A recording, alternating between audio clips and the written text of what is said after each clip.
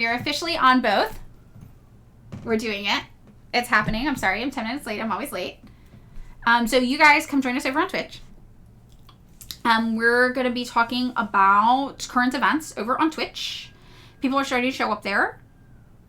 And we Twitch stream every morning. This is our pre-Twitch woke maxing sesh to get you oriented to woke max. And we're going to woke max even harder over on Twitch.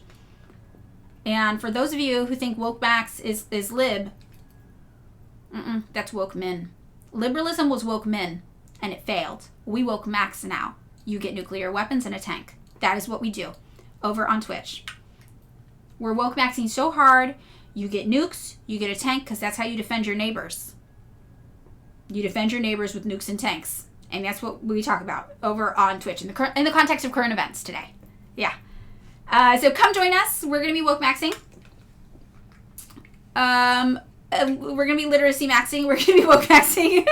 We're going to be tank maxing. We're doing it all. First time chat, win North Korea, Tofu Korea, yes. I thought you didn't do current events. What's different about today? What's different isn't today. What's different is Twitch. So on Twitch, we do current events. I know, and that's why it's new. So I call it double down on the news. So we do that. Yes, Cercito, your favorite racist millionaire landlord who's paid by Russia to promote Republicans is alive. That's me. According to half the internet, that's me. Woke maxing means kids learn to assign tank roles by neurodiverse traits in high school.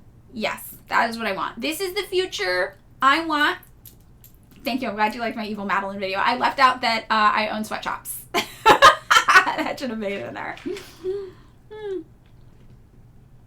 We're going to be doing it all over on Twitch. Amnesty International cites CIA junk. They're a junker. You have a nice article for us to read? Awesome. So over on Twitch, what we do is we talk about current events. And we help you get educated about the world. So what happens is we vote on a topic. You're allowed to submit articles from current events in the news that you want to talk about and learn more about. And whatever topic wins in the poll, then we read through the article. It's usually from a mainstream news site. Sometimes it's not, but usually it is. And then we talk about how it's misrepresented, any propaganda that goes into it, any historical context that's interesting. So yesterday, for example, we talked about Alyssa Liu winning the figure skating thing in the Olympics, and we talked about how her dad said that he came to the United States after Tiananmen Square due to his activism, and that was a big red flag. For those of us who know about the actual story of Tiananmen Square, that was like, whoa, alarms are going off, bells are ringing, like, I'm sorry, what, sir? So then we talked about Tiananmen Square and the actual story and did the backstory on that. Midwestern Marx is part of the ACP, yes. Should Evil Madeline host a stream on Friday? The poll's over there. So come over there. We talk about this stuff. It's great. It's fun. And we learn a lot. And we have a pretty good community over there. I think people are nice. So should people join an ML org and a DSA chapter? No. An ML org will not let you be in two orgs. You need to just go into one usually. So I would say just join an ML org. I do not fuck with ACP. They don't like me and I don't like them back. Okay, Evil Madeline, the capitalist woman Madeline, is going to be doing the stream on Friday.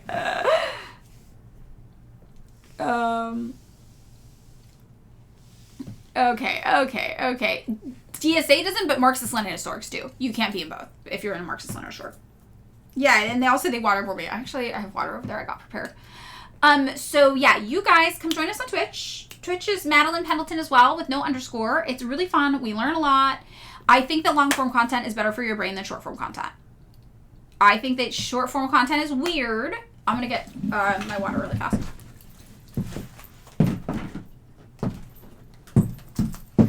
And it's making people dumb. I think long form content, we got to get back on that. Part of woke maxing is long form content, not short form content. Okay?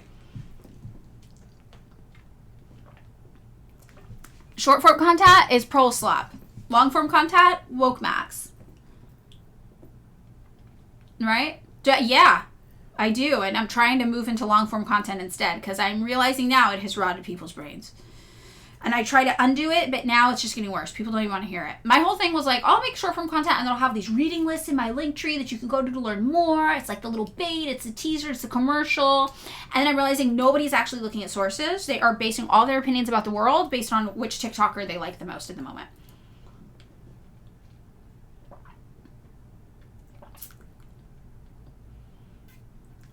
Gavin Newsom said the Democratic Party must become more culturally normal by focusing less on pronouns and shit. Wow, Sarcito. It's interesting that Gavin Newsom and the ACP have the same approach to politics. I don't know if you guys know that. The ACP's always like, be normal, stop talking about gay, be normal. I'm like, okay, Gavin Newsom. So we should just start to call the ACP Gavin Newsom from now on. It's pretty funny. Why didn't I post anything on TikTok yesterday? The Twitch stream went late, and I just didn't have time. I don't know. I just didn't. Oh, I don't believe you would ever live in North Korea. Kim would feed you 10 pieces of chicken? Where? So, chicken, some rice, and bread. You're not going to be happy with that. Michael A. Gark, you don't know how I eat. I live off of lentils and rice. I always love when people say this, though, because I'm like, you don't know me at all. Oh, Mexico City goes to this house. Good morning. I love Mexico City. Oh, was Leaping Larry's live yesterday? Yay. I'm so glad it was good. You guys liked it? Good. Okay, so you guys come join us over there. It's more fun. Everyone's way smarter. Somebody once said this is the kids' table for the actual live stream, and that's true. That is true. So, come on over to Twitch, to adult table, grown-up table. We are smarter over here, yeah. I'm not sure. You're from Israel, don't come. You stay. Everybody else come. We talked about the Board of Peace. We had a whole Board of Peace episode. Yes, if you come. And I don't stream on both, so I'm gonna hang up on you guys soon. How many people are over here? How many people are on adult table? 256. Okay, we'll get started. 256 is pretty good. Okay, the Israeli has to stay, but the rest of you come over to Twitch. I'm about to hang out. Okay. So if you're Israeli, that's your app. You got a whole app for it now. You should be happy. Stay here. Don't come over on Twitch. Twitch is where we go on the capitalist app, the Jeff Bezos app, because they will sell us the rope we used to hang them. It's not that dude's fault he was born in Israel. I'm saying it is. I think he should have known in the womb and he should have self-aborted. Am I allowed to say that? I don't know. Okay, come join us over there. Come join us over there. Yes, same as here. Madeline Pendleton is yeah. Yes. Okay, I'm hanging up. Okay, bye. Hi. I'm probably gonna get permanently banned from TikTok for saying that. Isn't that like racist? Israel's not a race. That's like somebody telling me you're American, you should have known, you should have self-aborted in the womb. I'd be like, you know what, that's fair. If he's a real one, he'll get it. And if he's not a real one, then it was for him. Then the comment was for him. See, Car, one Israeli's Polish descent, self-exiled back to Poland to move to the UK is now decided. See? Yeah. It's fine. I might be able to Twitch for saying that. Oh, okay. If that's the case, it's for real.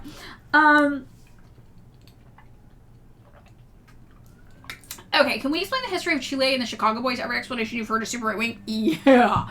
So Salvador Allende was a socialist elected to a leadership position in Chile, and he was overthrown by the U.S. government, and we put up Pinochet, a right-wing dictator, in his place. And the Chicago Boys were a super free market-based capitalist school of economics operating out of Chicago under Milton Friedman. And Milton Friedman was actually like, everything I believe is so free market that the United States actually constitutionally has protections against doing what I want to do. But the U.S. government was like, we need someone to develop the economy of Chile. Milton Friedman, will you go? And they do this. This is why the United States government sent Jeffrey Sachs out to Ukraine to develop their economy after their coup. So this is what we do. We stage a coup, and then we get an econ guy out there to do some shit. So Milton Friedman was like, oh my God, I get to create my dream economy because Chile doesn't have these rules now. First time chat, welcome. Hello, Kareem Jagger. So his little team of guys, the Chicago Boys from the School of Economics at University of Chicago, went, and Charlie Kirk and Iran in one article. Oh yeah, start sending your articles in, guys. I'll start opening them. And they were like, privatize everything! Free market shock therapy! And Pinochet was like, I don't know about this, guys. And he actually held off privatizing their biggest mine. He was like, you do everything else, but I'm keeping a safety net, I'm keeping a buffer. Pinochet, not a good man, the most evil man on the planet. A very evil man, Pinochet. But even he was like, I'm not privatizing this one. You guys have your fun with all that, and I'm holding off on this one. Turns out, Milton Friedman's super fucking free market politics tanked the economy of Chile, and it was only the one nationalized mine that Pinochet hung onto that actually saved them from total economic collapse. Crazy. Oh, just lurking. 3-stream streak. Yeah, we always use Latin America for our wicked experiments. That's what we do. That is what we do. Can we talk about capitalist influence in academia and college courses? Yeah, it's absolutely wild. I mean, but that's the thing. When you start learning about text from academics, you also start to learn more about the schools that they graduated from and what that means. So when somebody tells me, oh yeah, this person studied economics at University of Chicago, we know what that means. We know that means they are a stupid free market capitalist guy, right? So academia is often presented as being very neutral. It's not. It is not neutral. It is heavily biased. And that is why conversations to be had about subjects can often be different academics with different biases and different perspectives, and they're reporting on the same thing or they're understanding the same thing, conflicting with each other and having conversations with each other. Those kinds of conversations are productive and good for us to look at, right? Especially if we understand the bias involved. But when you're talking to the average person about politics, they're not even getting to that level. They're like pro slop level, right? They're just like repeat a random headline paid for by the U.S. government at you. They're not even getting to this level where we can still fight with people on this level. The Marxist scholars will fight with the capitalist scholars on this level, and that's fine. They're not even getting to that point, though, the average person.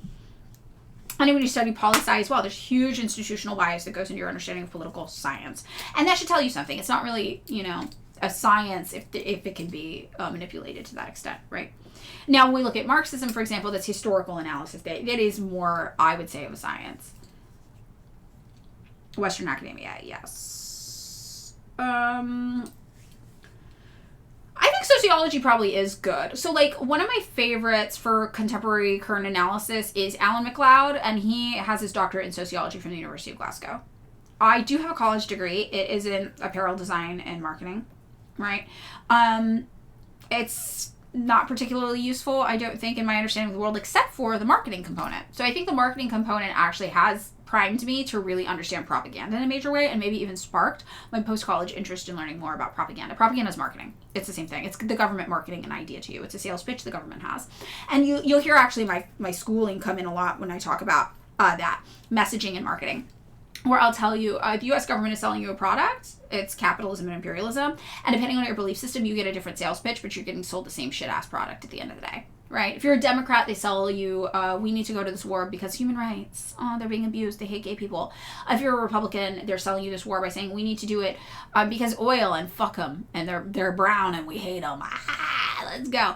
And it's different sales pitches, but you get sold the same product and you buy it in the end. And that is how propaganda works. I will say I was kind of lucky because I was a broke kid, right? I was a poor kid. I didn't understand how college worked. My parents didn't go to college. But after I graduated from high school super early, I don't know if I've told you guys that. I graduated at 16 as a junior, and I was valedictorian. But I didn't know what to do, so I just went to community college because it was 2 blocks away from my high school. And my community college actually had a special program going on with the UC system in California where you could get a 2-year degree that granted you automatic guaranteed admission to any UC in California. So it was like a UC community college special program. So I did get my associate's degree through that. So it was like getting a UC education, and they sent their teachers there to teach us and stuff like that. So that was like technically a very good education, I guess. I don't know, but it was an interesting pilot program for that. So, SMC, no, it was Fresno City College. Marxist Gamer Zero, you had a Chinese diaspora classmate in college who told you capitalism is better than communism because capitalism fails many times but adapts, versus communism that failed and never adapted. So even capitalism is not working, it's just capitalism better. That's so funny. And my community college AA actually was really, really a good degree, I guess. Who knows? So I'm very pro community college. I think everybody should go to community colleges. You finally got your library card back. And they have my book! Yeah! Yay! I always tell people, you probably have my book at your library, yeah. What did you get your associates on? I think it was like English Lit or something. Something just...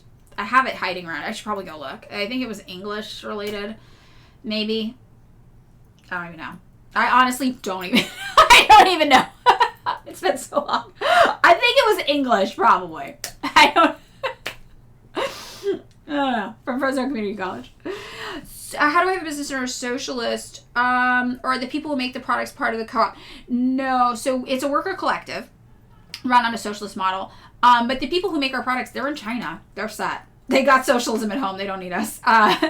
And it wasn't always like that. We did also used to work with other small businesses here in LA that made things before we started going to China for manufacturing. I feel more ethical about China personally because of my politics than I do about the United States.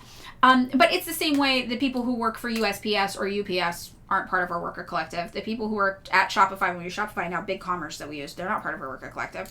The people who own the printer we use, they're not part of our worker collective. Or who create the printer we use. The people who make the paper we use or the shipping labels we use, they're not part of our worker collective. Complete vertical integration under capitalism is completely impossible. And I'm not even sure that it's desirable, to be perfectly honest. So this is why worker co-ops and collectives can never be a replacement for capitalism. You can control what happens in your four walls, but you can't control the world outside of them. And that's why in Capital, actually, in Volume 3 of Capital, Marx talks about the worker collectives as an interesting experiment, but you're not able to fully defeat capitalism within them. You're still subjected to the same market whims, the same controls of capitalism. So I would never tell you that a worker collective beat capitalism. It doesn't. It's a fun little experiment to do while you're stuck in capitalism that is kind of more fair and nice, but it's not a substitution for actual socialism on a systemic level. So, and Marx agrees. Marx and I have the same opinions about worker collectives. Oh, you love the book. Yay. Yeah, degree so useless I don't even know what I was in. Well, yeah. And then I went and I got my degree in apparel design and manufacturing and marketing. Michael Agark, you don't believe me. What don't you believe? They have state capitalism at home. Well, if you read Lenin, you would know state capitalism is the first step in socialism, especially for countries that had their worker revolution in a feudal state. You would know that. But you don't know that because you've never read Lenin. Okay, wait. Should I violate the Twitch guidelines? Okay, I've already said that thing to that guy from that country. It's not real on the Twitch stream, so I probably shouldn't push it any further today. Why would you work with non-worker co-ops then? Because there's like 4 worker co-ops in the United States. What are you talking about? There's not a worker co-op delivery service. There's not a worker co-op version of everything. That doesn't exist. However, for our manufacturing, I love working in China. China's got it handled. China, doing great. I think that working with a manufacturer in China aligns more with my values than working with a worker co-op in capitalism in the United States does. That's for sure.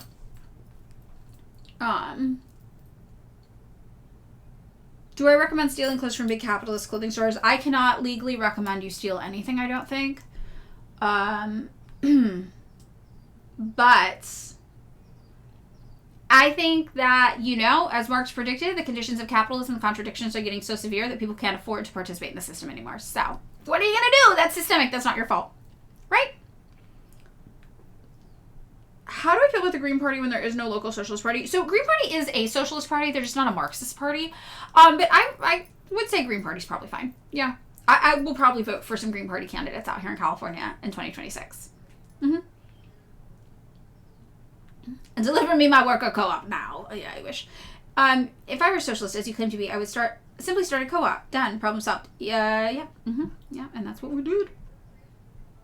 If you want to start a worker collective co-op package delivery service, you let me know, and I'll use you.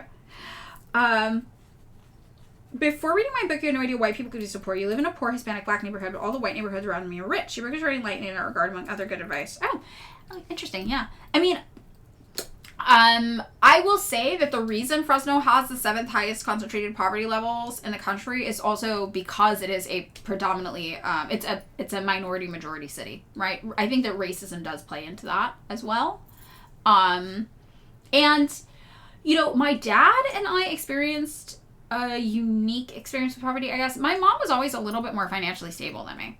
And what's really funny, if you read my book, and this is not intended as a diss against my mother, but my mother got mad when my book came out. She and I haven't been talking, and they actually wrote a letter. My mom and her mom wrote a letter to the book publisher, and they were like, Madeline actually had a very normal life. We are middle class. We are totally fine, without having read the book, which I think I do talk about the fact that my mom was middle class. And my dad and I laughed about it because I was like, yeah, but who raised me the first 12 years of my life? It wasn't you. Which is really, she just totally forgot she did not raise me the first 12 years of my life. And my dad and I did struggle. And we were kind of like, oh, if you were so financially comfortable, why didn't you help? This is super, super interesting and funny.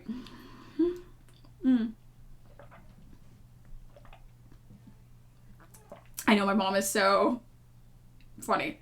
She's a kooky one, you know? But she always was more financially stable. Her family always was more financially stable than my dad's family. Socialism is higher. Oh! Okay, that's still pretty good. That's pretty good. Ours was for the United States, I think, yeah. For the higher numbers. Can't believe her mom was a libertarian. Yeah, she's still a libertarian, yeah. I know. Parents hear what they want to hear.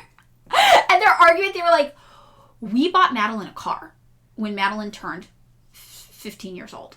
And the funny part is there used to be a whole chapter in the book about my mom buying me this car because it was such a big deal to me. And my editor took it out because my editor was like, you know, I don't think that's really that compelling. And I was like, oh, it felt really compelling to me, but I guess it's not. But it was a $3,000 car, which is nice. It was very, very nice. But, you know, the way my mom wrote the letter, it was like they bought me a fucking Lexus, brand new Lexus off the lot or something. It was just $3,000 thing. And what was funny about the letter is that my mom, thinking it was such a special thing that they were able to buy me a $3,000 car when I turned 15. I'm like, this is actually kind of proof my mom was not as financially stable as she was making herself out to be. Right? She didn't realize that, like, yeah, I had friends whose parents bought them $3,000 cars, and they were living in multi-generational houses and on unemployment because, like, you just need a car, and that's what you do for your family if you can help, right? And I know people who were too poor for their parents to do that as well, right? It's like a personal decision. But my editor and I kind of thought it was funny. We were like, actually, I tried to talk about that because I was like, this is a really nice thing that my mom did for me. I appreciated a lot.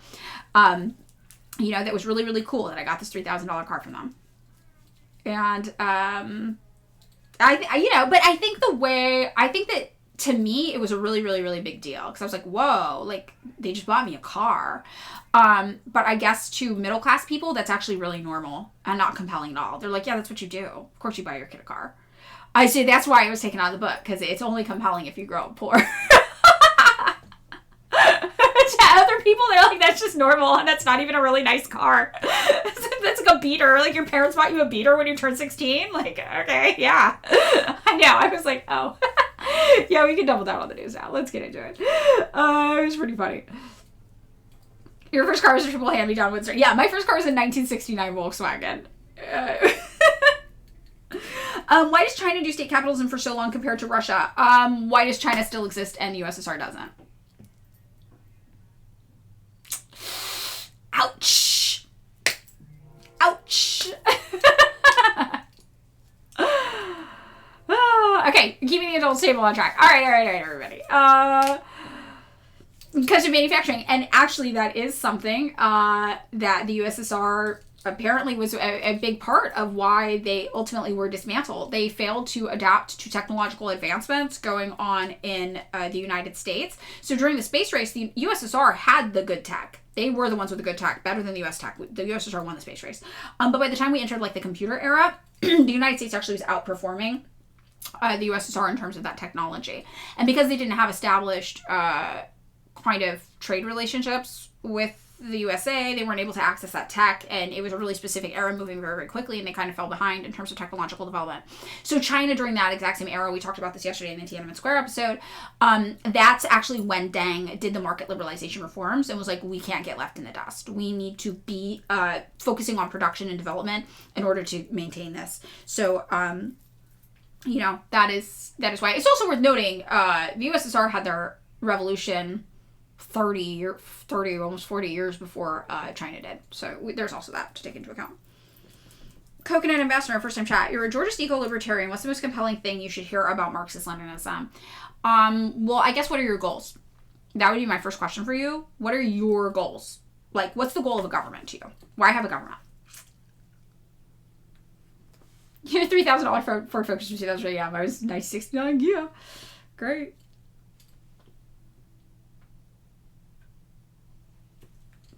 Yeah, China won't fail because the USA and the world cannot not trade with them. Yep. All right, if this person lets us know what their political goals are, that would be helpful.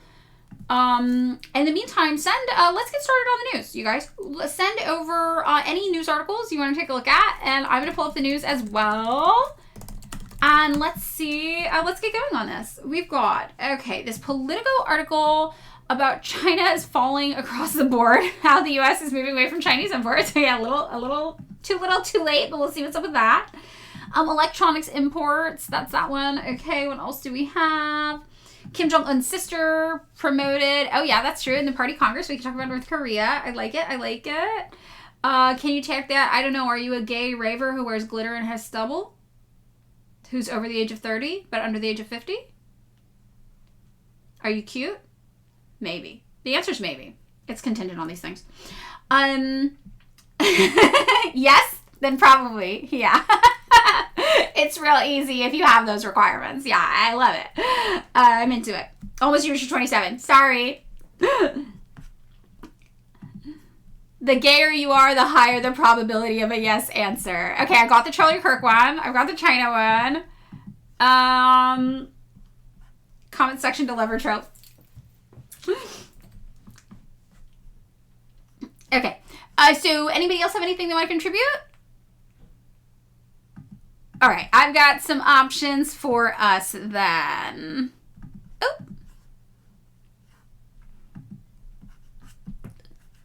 Okay. All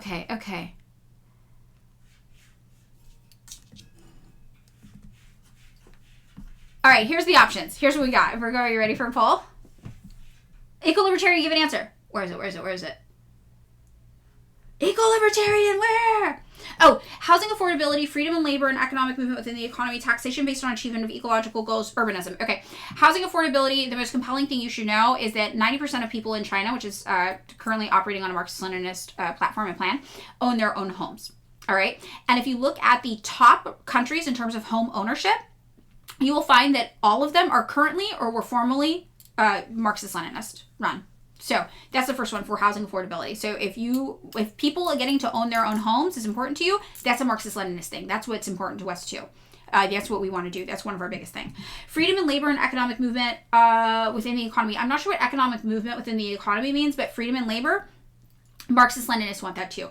We believe that under capitalism, you are currently held hostage by your employer. You are kind of forced to take bad jobs with low pay because you're worried you can't get another job. We think the chaos and anarchy of the market means that sometimes you are a good worker and you are constantly scrambling for a job, right?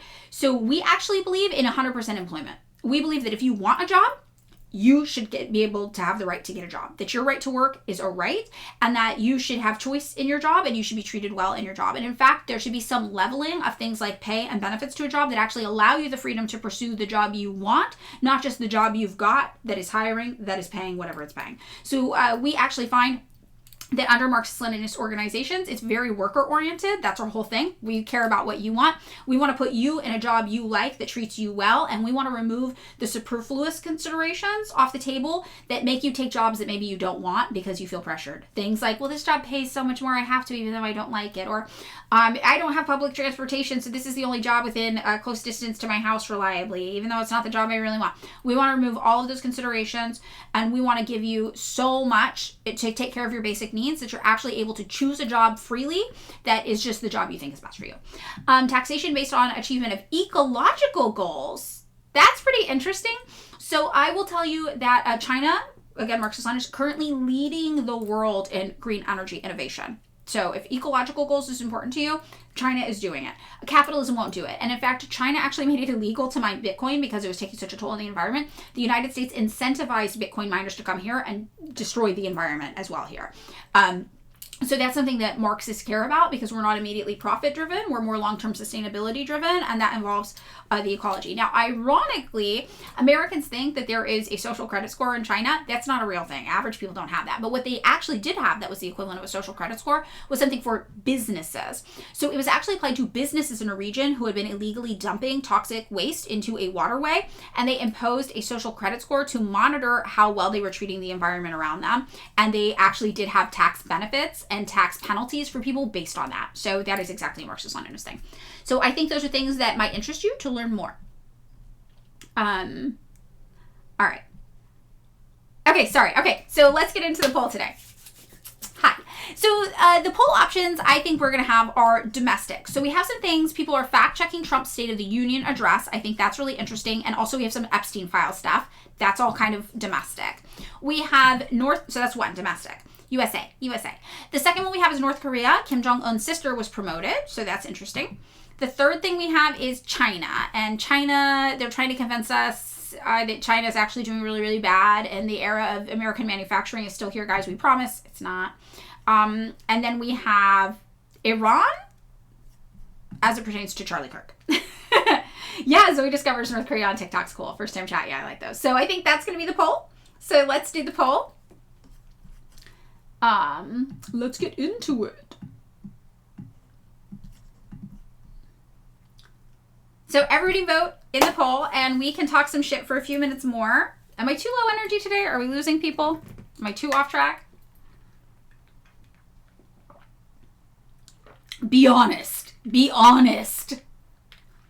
Yes, you can train an org as an immigrant. 343. Oh, okay. All right. We got some people here. Okay. Vote or you get sent to the gulag. Democracy only works if you work it, guys. Vote, vote, vote.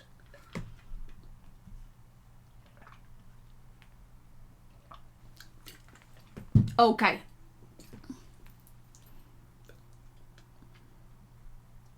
Looking for the poll. Hydrating, hydrating.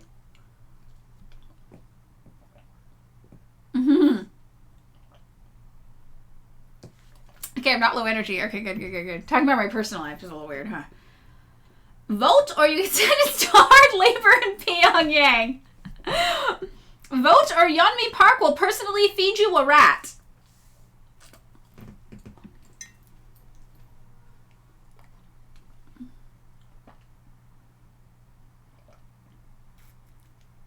You can't see the poll? I don't know where you guys can't see the poll. I don't know how it works.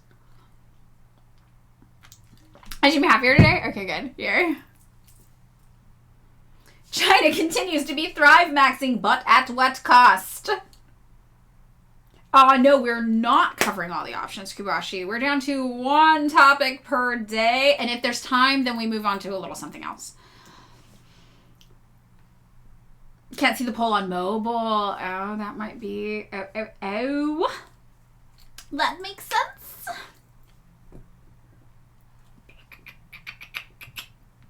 How are you guys woke maxing? What is your woke max practice? Let's share ideas.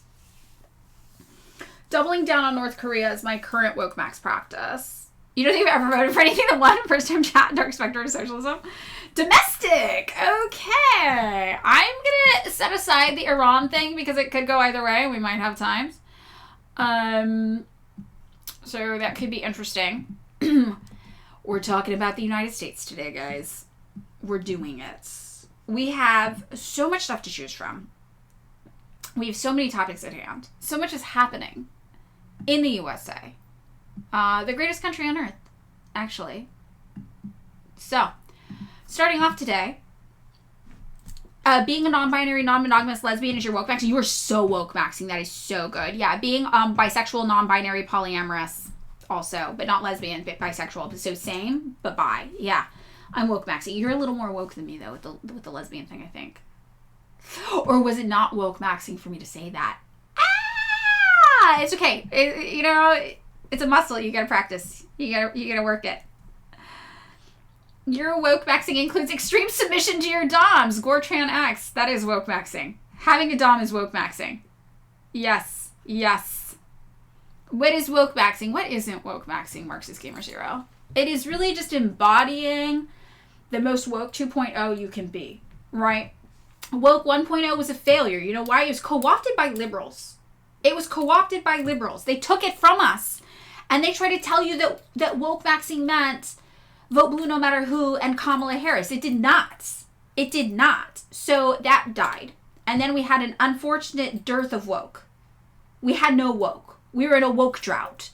And now the woke is rising up again. It is sprouting from the earth. And it is born new and fresh. And it will not be co-opted by the liberal agenda this time. We will seize it. We will seize the means of the woke. And it will become the communist revolution. That is what I'm saying. Does that make sense? I feel like that makes sense.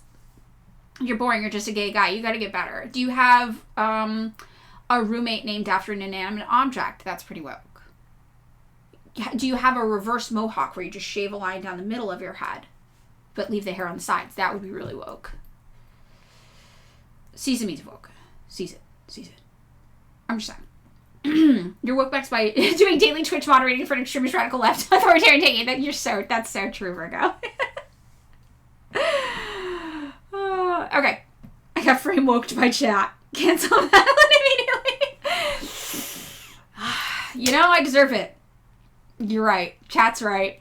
Ugh, taking myself out. Okay. Let's get into what's happening in the USA today. They so woke, yeah. The first thing I noticed is jobs, gas prices, and ending wars. Fact-checking Trump's State of the Union claims. We are Charlie woke. The president's lengthy speech to Congress contained myriad inflated, misleading, or simply false claims. No. From this guy? From the same guy who said that Otto Warmbier was definitely tortured and China was committing genocide against Uyghur people? You're telling me he would lie about other stuff too? All he knows is get spray tan and lie. Strong first time chat. Stockton crushed. I hope you're from Stockton. Central Valley solidarity. I'm surprised. I do love this though from him. Power to not the people. Power to the corporations. That's what he's saying. So Donald Trump officially made the longest State of Union address in history on Tuesday night. I mean, that's so him, but I'm not going to lie, that would be me too. Can you imagine if I was president? Oh, my State of the Union address would be like 16 hours long. Everybody would hate it. So I want to judge him for that, but I really can't because same bestie. I get it. Sometimes we just be yapping. And he had broad claims about the successes achieved during the first year of his second term. But the speech that stretched across more than 1 hour. 1 hour and 41 minutes. Really? I'm surprised. That's actually not that long. I could yap way longer than that. I Twitch stream longer than that. Okay, so it was filled with strong statements, many of them inflated, misleading, or simply untrue. Here are some of the claims made by the president during his address. Fact check. Economy, jobs, and investments. This needs the Oxford comma. Trump repeatedly touted his economy, boasting, "We are the hottest country anywhere in the world." What? Look, not to knock the American proletariat. I love you, you're beautiful. I would not say we are the hottest country anywhere in the world, even by our own beauty standards. Now, economically hot, like things are on fire, like things are happening, I also would not say that is true. I would say there are zero circumstances under which the United States is the hottest country anywhere in the world today. We are mid at best, if we're being perfectly honest. Me doing the State of the Union. Before I can begin with what we're doing, I must go back 200 years to give you context for why we're doing what we're doing. Yes, that would be me. So Trump is out here being like, we're so hot, guys. We're on fire. He's wrong. He claimed we have more jobs, more people working today than ever before in the history of our country. I do love the way this guy talks, though. Jobs, we've got the most. We've got the most of everything. But data shows job gains under Trump slowed in 2025 and were far smaller than any other non-pandemic year. I'm kind of surprised there were any job gains at all. Because everyone I know still cannot find a job. I'm really kind of surprised of that. But okay, data shows, though, that we are. It's just a little bit. And according to revised data released by the Bureau of Labor Statistics earlier this month, the U.S. gained 181,000 jobs in 2025. That number, PolitiFact notes, is well below the 1.5 million to 2.5 million typical under both Trump during his first term and former President Joe Biden. So we did 10% of what a normal president's job growth is. Oh. And they refused to update the quarter three numbers because they were so bad. I also remember they came out with one report once and it was like job gains and they were like, oh, never mind. They were actually way down. Oops, our bad. And they were probably all AI related jobs, right? Obviously. And we know that that is a bubble that's going to burst. That's pretty bad. Trump also said the U.S. had, under his leadership, secured $18 trillion in investments pouring in from all over the globe. But a review from CNN last year found that the White House was counting pledges, which are vague amounts promised rather than actual investments.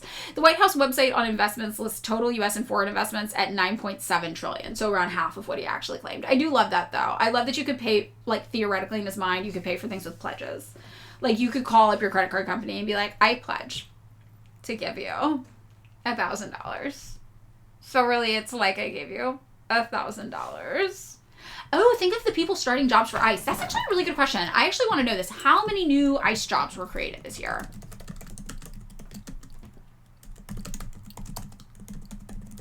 What if ICE is just a job maxing scheme? So 12,000 of those, 10 to 12,000 of those jobs were ICE alone. They hired more than 12,000 officers and agents in 2025. So out of the 180,000 new jobs, 12,000 were literally just ICE agents. So almost 10% of all of the new jobs created, let's say 12,000 over 181,000. 6.5% of all of the total jobs created in the United States in 2025 were ICE agents. That's actually wild. It's like pretty pathetic. The Gestapo's great. It's a jobs creation scheme. God forbid you get those people out there, I don't know, fixing our collapsing bridges and getting the high-speed rail to work in California. How many? 6.5% of all of the total jobs created last year were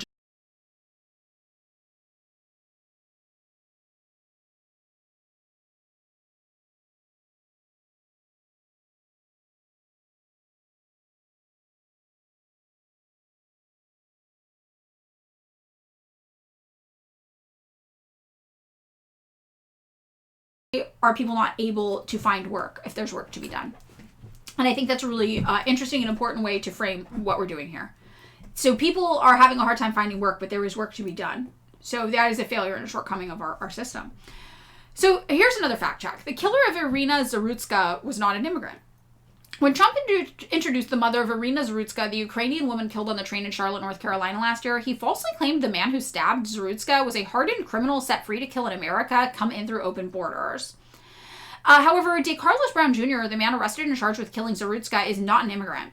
Trump has long insisted that non-citizens are responsible for violent crime throughout the U.S., but data shows that relative to undocumented immigrants, U.S.-born citizens are more than twice as likely to be arrested for violent crimes and 2.5 times more likely to be arrested for drug crimes. The frozen screen error image. What happened? Oh, you crashed? You crashed? You're back? You're back? Okay, we'll go back. We'll go back. What happened? Was my mouth cool in the freeze? Was it like, or like one of those? We got CIA'd for a minute. We're back. We're back. Okay. It was Mossad. It was Mossad! Okay. We're back. We're back. So did we talk about jobs and work? Did you guys hear that part? We're talking about the difference between being out of work versus being out of jobs.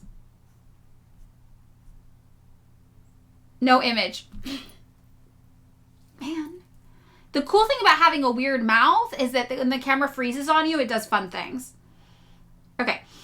As soon as we gave the ICE numbers. Okay, so yeah. So what we talked about basically was when we look at this and we say that people are out of work and we look around and there's works to be done in our society, right?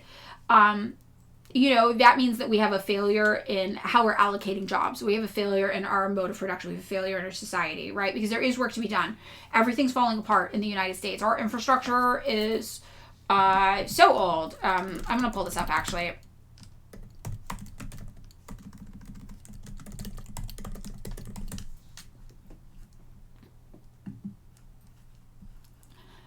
So our infrastructure, U.S. infrastructure, C-grade warning from engineers. Engineers are worried that all of our infrastructure is about to collapse. Bridges are about to collapse. Roads are about to collapse. And what's interesting is a lot of the infrastructure we have in the United States today was actually created during the Great Depression, because the United States started microdosing socialism. We started looking at what was happening in the USSR when their economy was taking off and cooking while ours was collapsing. We're like, we have to do some of that. And we started these employment job programs where people were getting guaranteed right to work basically from the US government for a short period of time to work on rebuilding infrastructure. So yeah, that's one of the things to think about when we talk about jobs, when we talk about, we don't have enough jobs for people here. It doesn't mean there's not work to be done. There's work to be done. So we have a failed system if it's not able to allocate work that needs to be done to people who are looking for work, right? That's actually a really, really major issue that has to do with a failure of capitalism. I said 6.6% and then froze. Yeah, so 6.5% of the jobs that are created are just fucking ICE agents, and that's not even productive labor, right? But imagine if you have, let's see how many people are underemployed right now. Not just unemployed. The unemployment rate is different than the underemployed rate. Some people won't count as unemployed because they're working like 3 part-time jobs to scrape together something, but they're all ass jobs. It's like Uber driver, Uber Eats, like these gig jobs that don't really satisfy them financially or in terms of the labor they want to be doing or that they're qualified for. Let's see.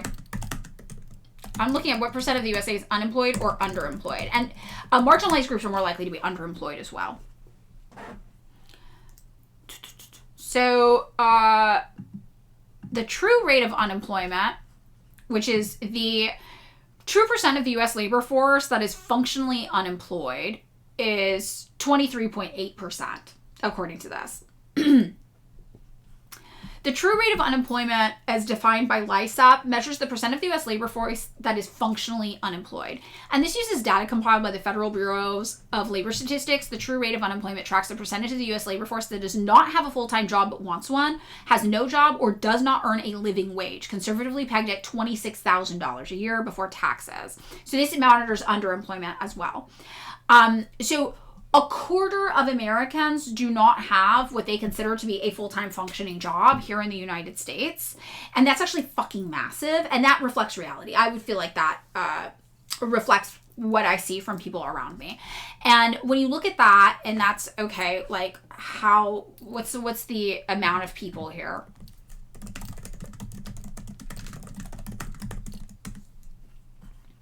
That's 172 million people, right? So 172 million people divided by 4, we have roughly 4.3 million Americans who would be available to go do things, functional work, to improve our communities, to fix our roads, to fix our collapsing bridges, to develop our high-speed rail networks, to update our train systems, to build more housing, to improve things like our farm production, our food security. That's 4.3 million people that are not being used towards this goal, right? And that's pretty alarming. And this is one of the inefficiencies and failures of capitalism as we know it. It does not adequately manage the market, and that includes the labor force. That is the chaos of capitalism, which I think is pretty fascinating. So over here, when we look at the job situation, it's real fucked. Everything's real fucked. Now, the next thing that we're talking about as a fact check here is, we talked about this too. You guys missed this. Trump also said that under his leadership, he secured $18 trillion in investments pouring in from all over the globe. But a review from CNN last year found the White House was counting pledges, just vague amounts of money that people said they would provide, not what actually happened. So I said, can you imagine if you could pay for things in the United States with pledges? Can you imagine if you could just call your credit card company and be like, I pledged to give you $1,000. So it's like, I gave you $1,000. Count it. Yeah, and it's probably way higher than 24%. You're right, because $26,000 is very, very hard to live off of in most of the U.S. Yeah. So the next thing that was fact-checked here is that the killer of Irina Zarutska was not an immigrant. Do you guys remember Irina Zarutska? This is not someone I recognize by name, but I was able to figure out who I think he was talking about, just because why would the United States government care about the killing of anybody? And she was a young, pretty blonde girl who was from Ukraine. The girl stabbed on the train. Yep. So she was in a bus. Yeah, she was in a bus. That's what it was. Yes. And she was a Ukrainian refugee. And people cared very much about her because Ukraine, politically, very politicized Ukraine, right? Against the Russians. She was Ukrainian, so that made her this kind of angel already. And she was very, very pretty and blonde and young. A young, pretty blonde girl, right? So that was Irina Zarutska. And Trump, I guess, introduced her mom and falsely claimed that the man who stabbed Zarutska was a hardened criminal set free to kill.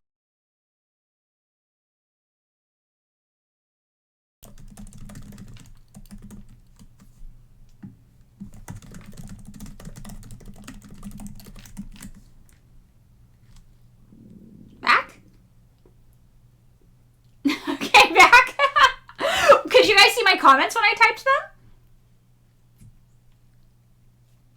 Could you see the comments? Or no? Yes, when I typed? Yes? Okay. Yes? Okay. Lost a lot of people that time? We lost people? I don't know if it's my Wi-Fi. I don't know. Ah! I don't know what's happening. I'm so sorry. You know what? I think this happened on other people's streams yesterday, though, too. We have 457. Okay, we're doing okay. All right. So, the man over here who actually killed Irina Zarutska was not an immigrant. He was a U.S. citizen.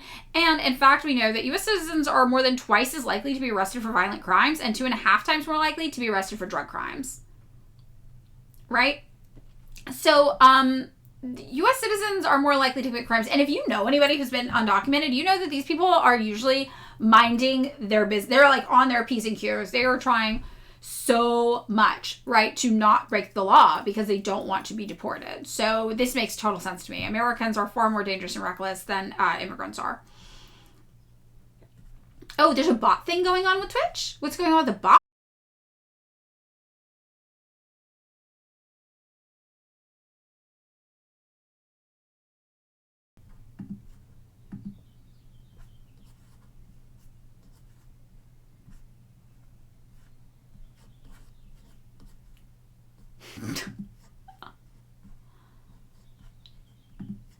It's so bad. I don't know.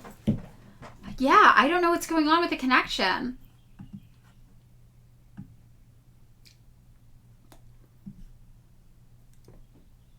You can see her now. We're not even in the closet. It's crazy. Should I try to switch to my hotspot on my phone? It's so over. We're so back. It's so over. We're so back. Ice is freezing my stream. That's so true. They don't want me to know. Talking about foreign policy, thinking it's better. They don't want us to woke max. That's the thing. They're afraid of it. They're afraid of our woke max power. That's what they're afraid of. It's us. We're too powerful. We're too powerful. Turn down your bitrate on your OBS that you lose your stream. Okay, how do I do that?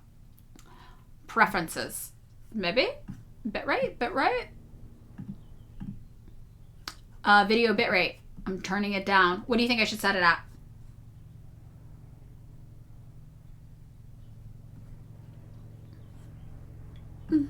Most streamers have a 1080. I do have it higher. You're right.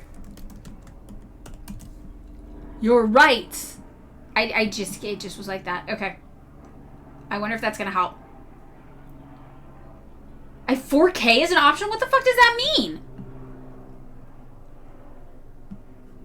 What does that mean? Stop that right now. How do I change that? I am literally caught in 4K. It literally was just the default. I don't know how this works. Okay, I changed it to 1080. Did you notice the dip? It's a resolution.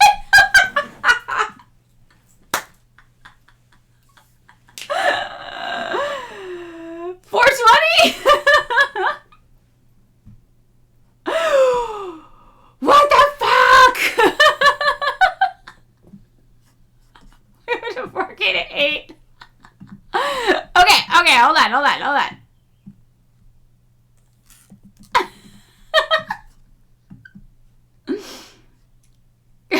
millennial. Oh, it's visible enough. How is it now? How is it good? Is it good? Is it good? Pixel Wednesday. Minecraft Wednesday. It's better now. That's so fucking funny. I love it. Was I cute? Was I cute pixelated? That's the real question. Okay. 1080p. Okay, thank you. I'm copying and pasting this into a note for myself. Hold, please.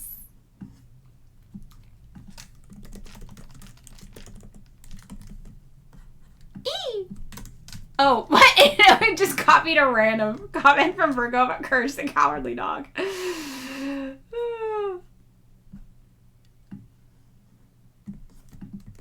Okay. I got it. We're gonna fix it. All right, we're discussing my bitrate, apparently. We're talking about the United States. We're talking about domestic issues. But the stream keeps cutting in and out in really annoying ways. But I will say, I never watched Twitch streams. And yesterday, I was like, I'm going to watch Hassan Piker's Twitch stream. Maybe I can learn how to be a better streamer, you know? I was like, what does Hassan do that people like? I'm like, should I play more videos? Like, what are people into it? Wait, it's worse than before? The audio sucks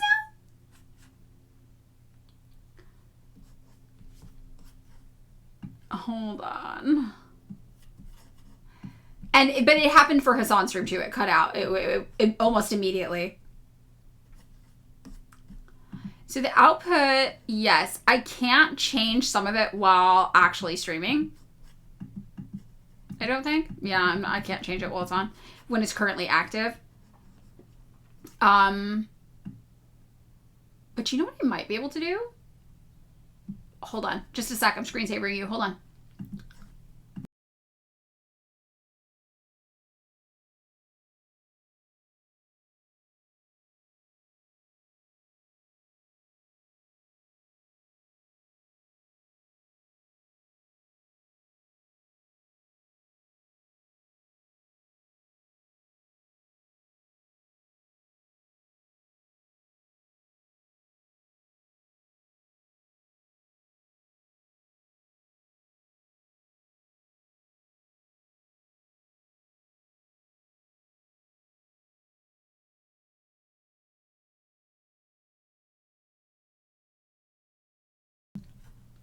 That was crazy. Okay, I can't change it while we're streaming, unfortunately. But wow, 100 subs. Thank you so much. That's so nice.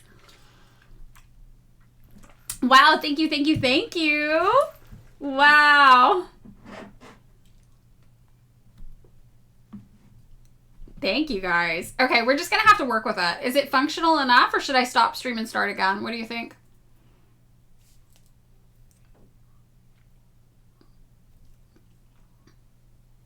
If you're in Chicago and trying to find a place, I would look for sublets on Craigslist, honestly. I use Craigslist all the time for things, and it's way better. It seems better now? Okay.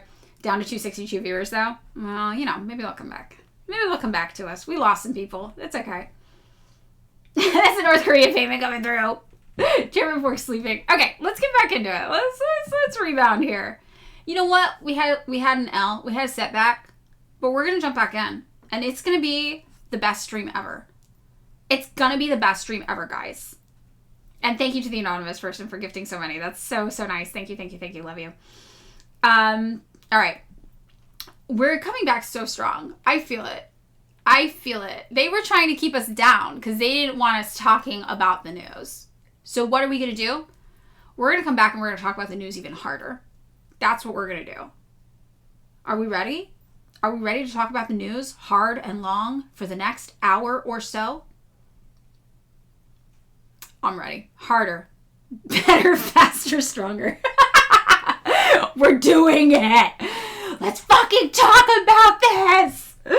Okay. So, getting back into it, let's see how far we can get here.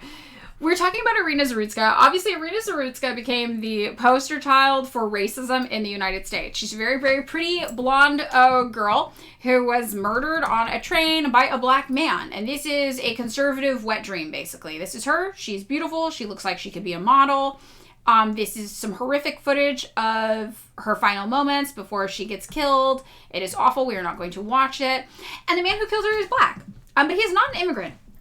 He was a U.S. citizen. It has absolutely nothing to do with, immigration whatsoever. So they can't do the old school racism. We're not doing old school racism. We're doing new school racism. New school racism is immigrant focused because that supports our foreign policy agendas.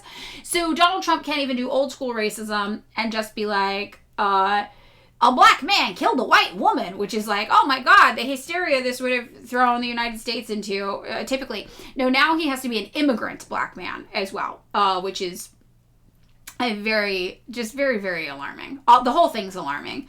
So it is very racially motivated, though, very fucking obviously. They're just like, man, not white, kill pretty white girl. Worth noting, the only immigrant involved in this situation was Irina Zarutska. She was the immigrant, and she was killed by a U.S. citizen, right? She was the immigrant in this situation.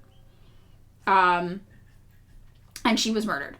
So it doesn't matter, though. What the truth is, Donald Trump's going to spin it and say some bullshit, because that's what he fucking does. And again, I just want to remind everybody, this is the same bullshit he does about foreign policy, but the libs believe it. When it's about foreign policy, the liberals are like, oh, really? It must be true. And this is why they believe Otto Warmbier was tortured. Donald Trump just got on the news and said some bullshit like this. This is why they believe China is doing horrible things to Uyghur Muslims, because Donald Trump just said it.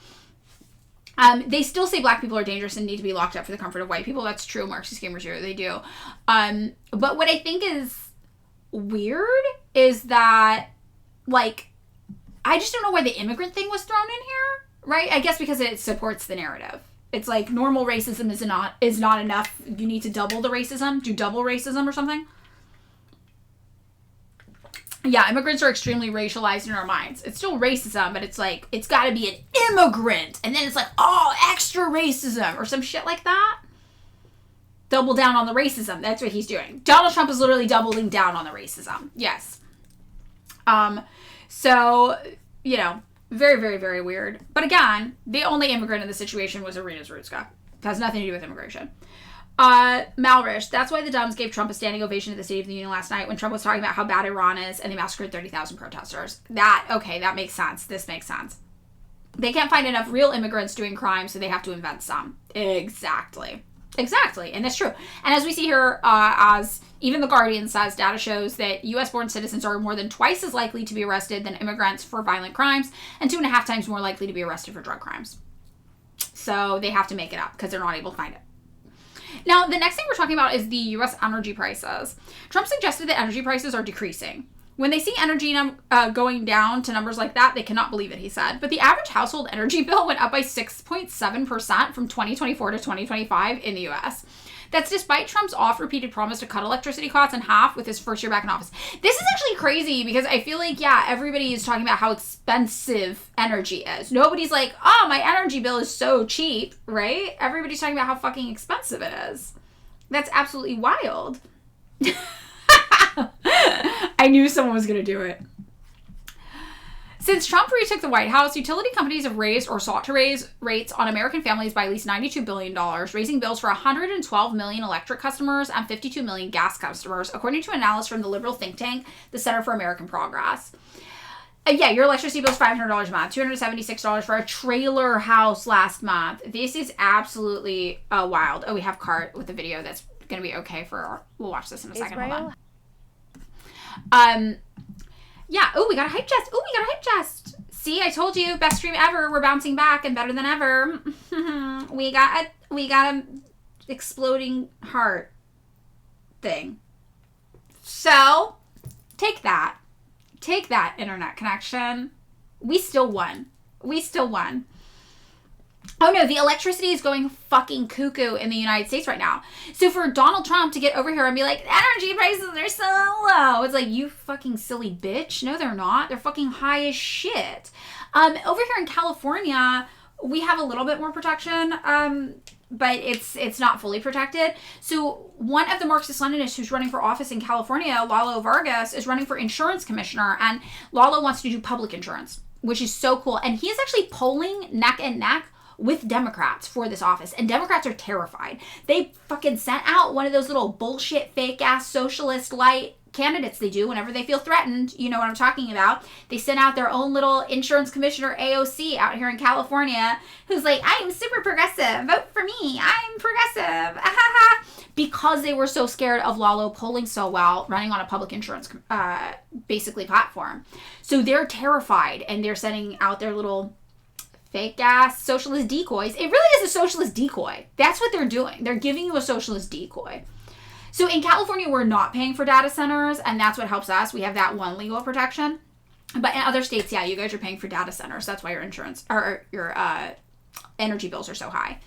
So this has to do, though, with all this insurance stuff that's going on here. This also has to do with like PG&E. PG&E out here, our electric companies, have to do with the insurance rates going on as well. Because PG&E out here is starting all the fires. So I don't know if I connected that for you guys or not in California. PG&E was, not all of the fires. PG&E has been responsible for starting fires in California. So the insurance companies and the energy companies are basically interplaying with each other to maximize profits at the expense of American consumers. So that's something interesting happening out here. So the public insurance office candidate would be a big deal for our energy rates as well. Would all be connected. Malrish, don't worry, last night Trump super promised that the data center companies are going to build their own power plants to insulate the customers from the cost. Oh, that's good. What could possibly go wrong there? Energy profit maxing. Yeah, so we've got this like whole fucked up system out here though with PG&E, with the energy companies, and then they're starting fires, and then houses are burning down, and then insurance companies aren't basically paying out, and then just Californians are fucked over in the whole fucking thing. So that's our big thing. So we're protected from the data center thing, but we have our own fucking weird ecology fire situation going on with insurance and energy companies out here. Tubbs fire in 2017, yes. Very, very, very weird. So obviously, utility costs are actually going up, not going down. And the president's attack on clean energy expansion is also predicted to increase electricity rates by up to 18% by 2035. Data from the Power Research Group Energy Innovation shows. So power bills are just going to keep getting up. So hope you like your $1,000 power bills under capitalism, everybody. God forbid you have socialists at play. And the socialists out in California also want to do a public in energy companies too. So they want to work in tandem. They want to have public insurers and public energy companies. So situations like this don't happen again, like the Tubbs fire, as Virgo said. The Trump administration has also gutted energy assistance for U.S. families. Last year, the administration eliminated tax credits for cost-cutting home energy efficiency upgrades, and it also attempted to eliminate the Low-Income Home Energy Assistance Program, which helps 6 million low-income Americans with their energy bills each year. The program survived, but has been significantly hindered after the administration laid off the program's entire staff.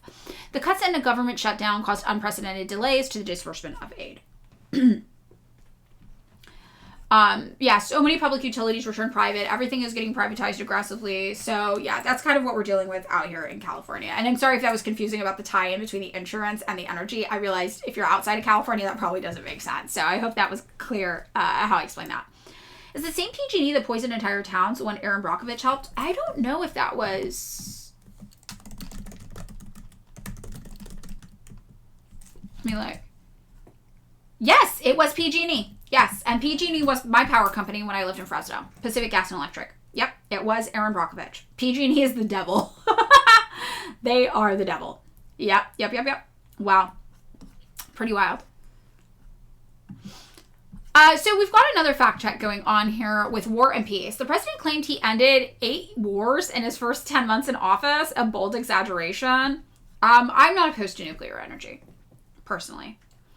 The U.S. has been party to 6 peace agreements, and several of them do not credit Trump specifically. Others were not considered wars to begin with. While he was involved in efforts to broker a ceasefire in Gaza, Israel has continued to kill Palestinian civilians and carry out airstrikes since last October's truce was announced. The century-long border dispute between Thailand and Cambodia is one of the conflicts Trump claims to have resolved, but Trump presided over the signing of a ceasefire deal between the two sides in October, calling it a monumental step. He had pressured leaders from both countries to make a deal by warning trade talks with the U.S. would otherwise be put on hold. However, the underlying cause of the conflict, which is rooted in long-standing disagreements over colonial-era maps, has never been resolved. The ceasefire broke down just weeks later in November, and fighting erupted again in December, forcing 500,000 people to flee their homes. So, you only see the TikTok screen? Oh! Shit, what the fuck is going on?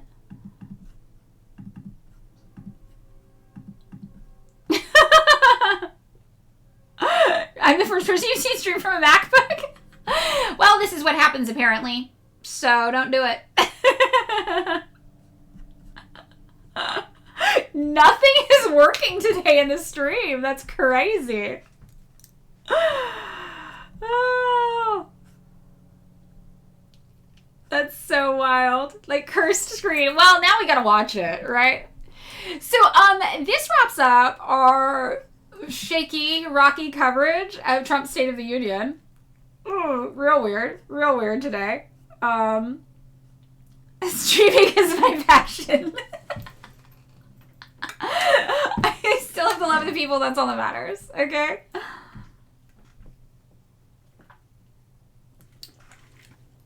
Stumbled upon the stream. Safe place? Who are you? Depends on what. So, all right. So we went over Trump's State of the Union. Obviously, he's a big old fucking liar. And this is the thing that gets me, though, and I just want to hammer this home again. Liberals know he is a liar when he's talking about what is happening in the United States. Why do they fall for his foreign policy bullshit? Every single time you talk to a liberal, and they are, without a doubt, just repeating some Trump propaganda BS to you, and you're like, dude, that is fake, too. Just like you see him lie about shit about the United States, he's lying about shit about other countries, and they don't get it. They're like, no, I really think this one's true. I really believe him on this one. And I do not know how to get through to these people. Like, he is making this shit up for everyone. Gay stoners are safe here. Yes. Do I think Ramsey Robinson can actually win? I think he can win. I think he can. I really think he can win. I think that people are eager for something different. And I think that, look, people are really, really realizing the Democratic Party cannot save them. They are looking at the Democratic Party do fucking nothing. Up against the guy that the Democrats just spent 8 years convincing us all was literally Hitler. So the Democratic Party shot themselves in the foot. They built Donald Trump into a big bad. They made him Hitler evil status. They failed to acknowledge Donald Trump is a symptom of a fucked up program, a fucked up system, a fucked up machine that I call the bad evil man making machine. Capitalism is a bad evil man making machine. It spits out bad evil men. That is its job. That is its function. They are byproducts of the system. So the Democratic Party, in failing to acknowledge that and instead trying to claim that the system was not broken, that just Donald Trump was the problem, what they did is they built him up to this Hitler level status, right? And in doing that, they now have shown that they are completely useless in the face of standing up to what they have told us is ultimate evil, right? Right? So, this is the biggest problem. So now people are like, you told us this guy was Hitler, so you can't do anything to stop Hitler, then what the fuck are we supporting you for? What do you have? They've spent their whole campaign running, we're not Trump, we'll defeat Trump, we'll defeat Trump. They didn't defeat Trump electorally, and now they are not able to stop Trump from doing all this fuck-ass shit now that he's in office. So they've really proven that they can't defeat Trump. So if they can't defeat Trump, and they've set up their whole utility to be we're not Trump, then what do they really have to offer people? And I think that's why people are starting to realize, like, holy shit, these people are insane liars. They are insane liars. What do you say to liberals that say Democrats have no way to stand up against Trump? Republicans sure do have a way to stand up against Democrats when they don't have a majority, and they're doing it all the time. So if you're asking a Democrat, why didn't Barack Obama codify Roe v. Wade when he had a supermajority? That should have been an easy one. He campaigned on it. It would have been easy. Why didn't he? They're going to tell you, for some reason, Republicans. For some reason, Republicans. So if Democrats cannot do things, even with a supermajority, under what context can they do things then? They won't. They won't. And the reality is you have to acknowledge they don't want to. Democrats don't want to codify Roe v. Wade because then what would they run on? They could not run on defending Roe v. Wade if Roe v. Wade was codified. Right? And that's the reality. So this is the thing. The Republicans are somehow able to stop the Democrats, even when the Democrats have a supermajority. But Democrats can't do shit to stand up to Republicans. So what is their utility? What are Democrats for then? Chocolate Labubu from Dubai, welcome. Hello. It is one big party. It is one big fucking party, right? And they're putting on their little shows. They don't actually give a fuck, though. They both want the same thing, which is capitalism. And that's ultimately the goal of both of these parties, is to uphold capitalism. Now, the role of Democrats is obviously to prevent us from getting an actual left-wing party. So that's why every now and again they push out an AOC, they push out this fucking little candidate they got going on over here in California in the insurance race to go up against our actual socialist we have running as kind of a decoy. Like, oh, babe, we've got socialism at home. You don't have to go over there for socialism. We, the Democratic Party, can do socialism too, we promise. They fucking can't. They're not going to. They're never going to. It's one big party and we are the wait staff. Chinese mustard, yes. They pushed out a Mamdani. They pushed out an AOC. All the shit. Even Bernie Sanders was too much for them, but now they probably pushed out a Bernie Sanders that they realize they're losing ground fast. So because of that, I really think that Americans are looking for something else. They're looking for something different.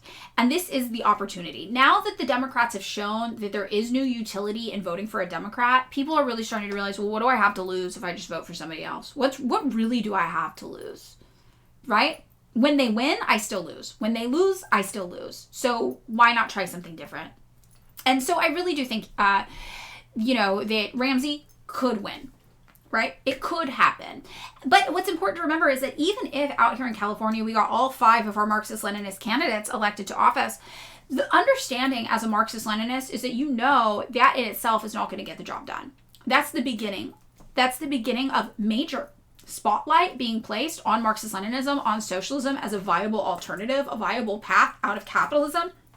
That's the start of it, though, because the systems of capitalism, as we talked about when we did Theory Thursday and read the Stalin text that referenced a lot of Lenin, right? You cannot use the existing systems of capitalism to do socialism. That's not how that works. You have to break those systems down and build something new.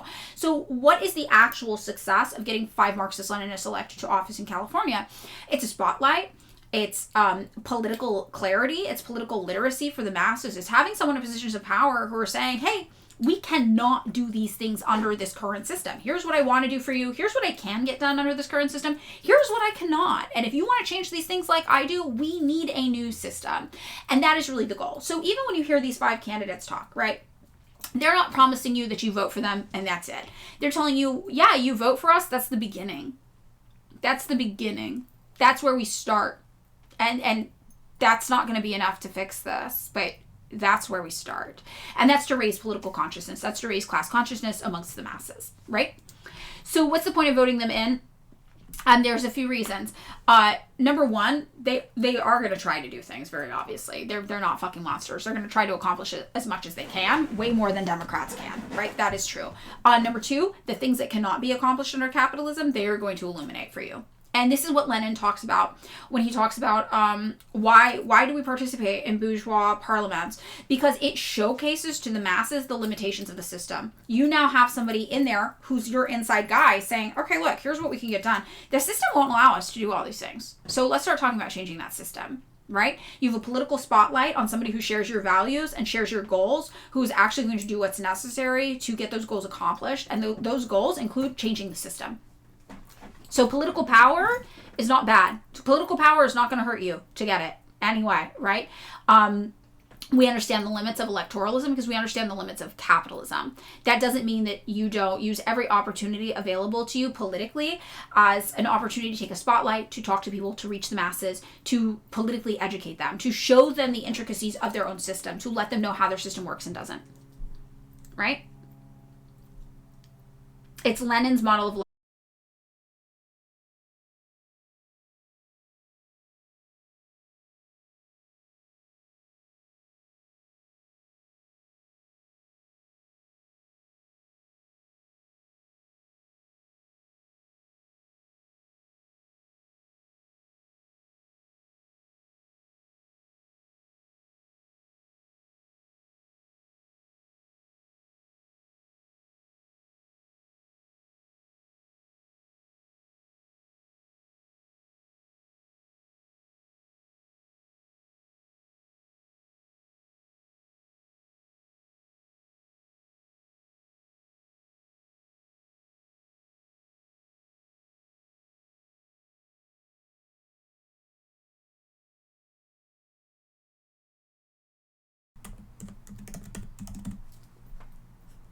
Uh-oh. Are we frozen again?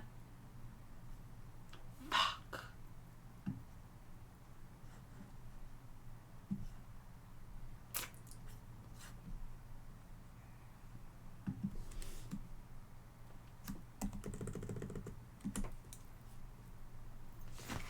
We're back. We're back. Sorry, guys.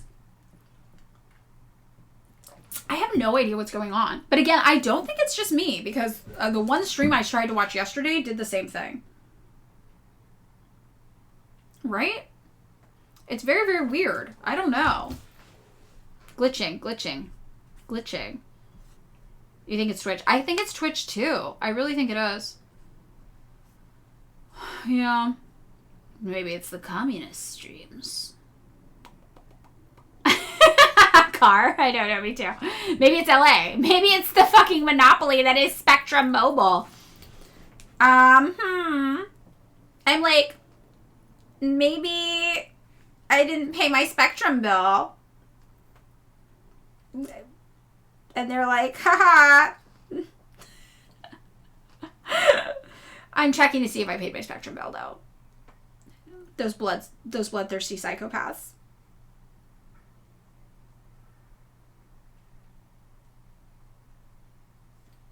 No, I think I did. I think I'm good.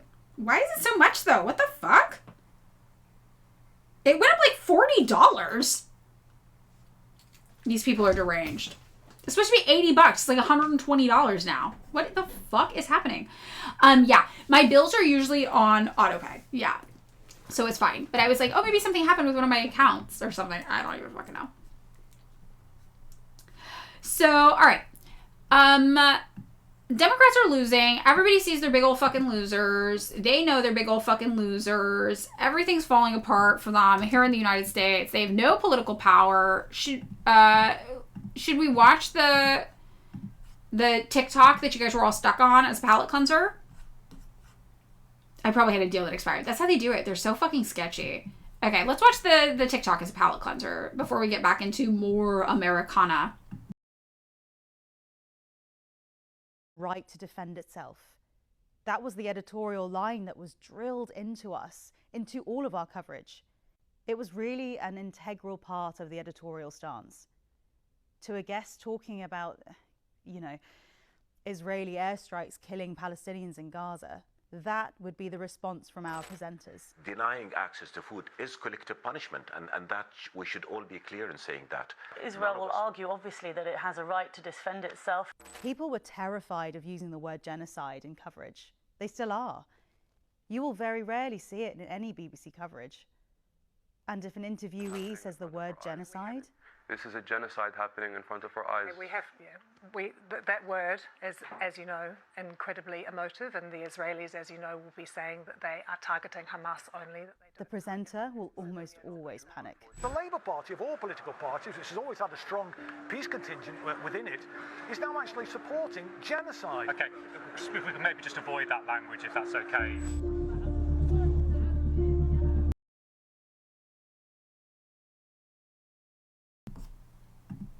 So that's pretty, if you've studied anything about media, you know this is not shocking. This is what we do. This is Carl Bernstein's piece on the media. If you guys haven't read it, I always recommend people read it. It's about the United States and how our government controls media. But what's important to note, too, is that private companies control media. They write the bylines. They have the editorial bias, and they will give you specific commands like this. And this is why, just reading the news like we do every day, you're going to run into so much media bias involved in all of it, right? Drop the links about the limits of public ownership. Do you, the Carl Bernstein on the media or to that TikTok?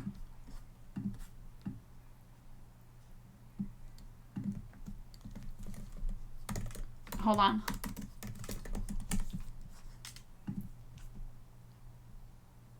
This is why we double down on the news. Which one? Y'all have a good day. Which one do you both? Oh, you said both. Sorry, I see it. Okay, hold on. I'll give you both. I have to put them as tiny URLs because I can't copy and paste in here for some reason. 3ZRRRBVU. This is the TikTok. I just posted it. And then let me find Carl Bernstein on the media. This is actually not an explicitly Marxist article or author. But I always recommend people read this as my entry to understanding left-wing politics, to understand institutional media bias and why you can't trust things.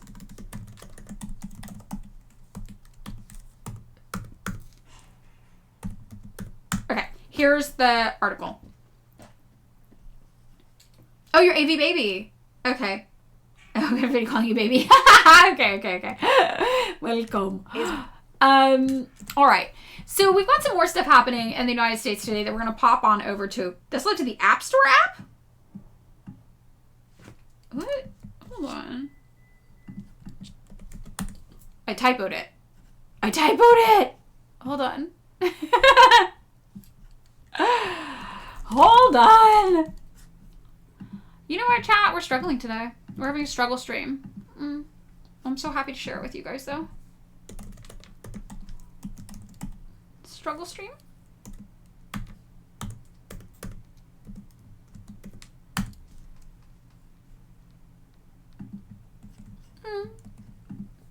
It's okay. We're a community.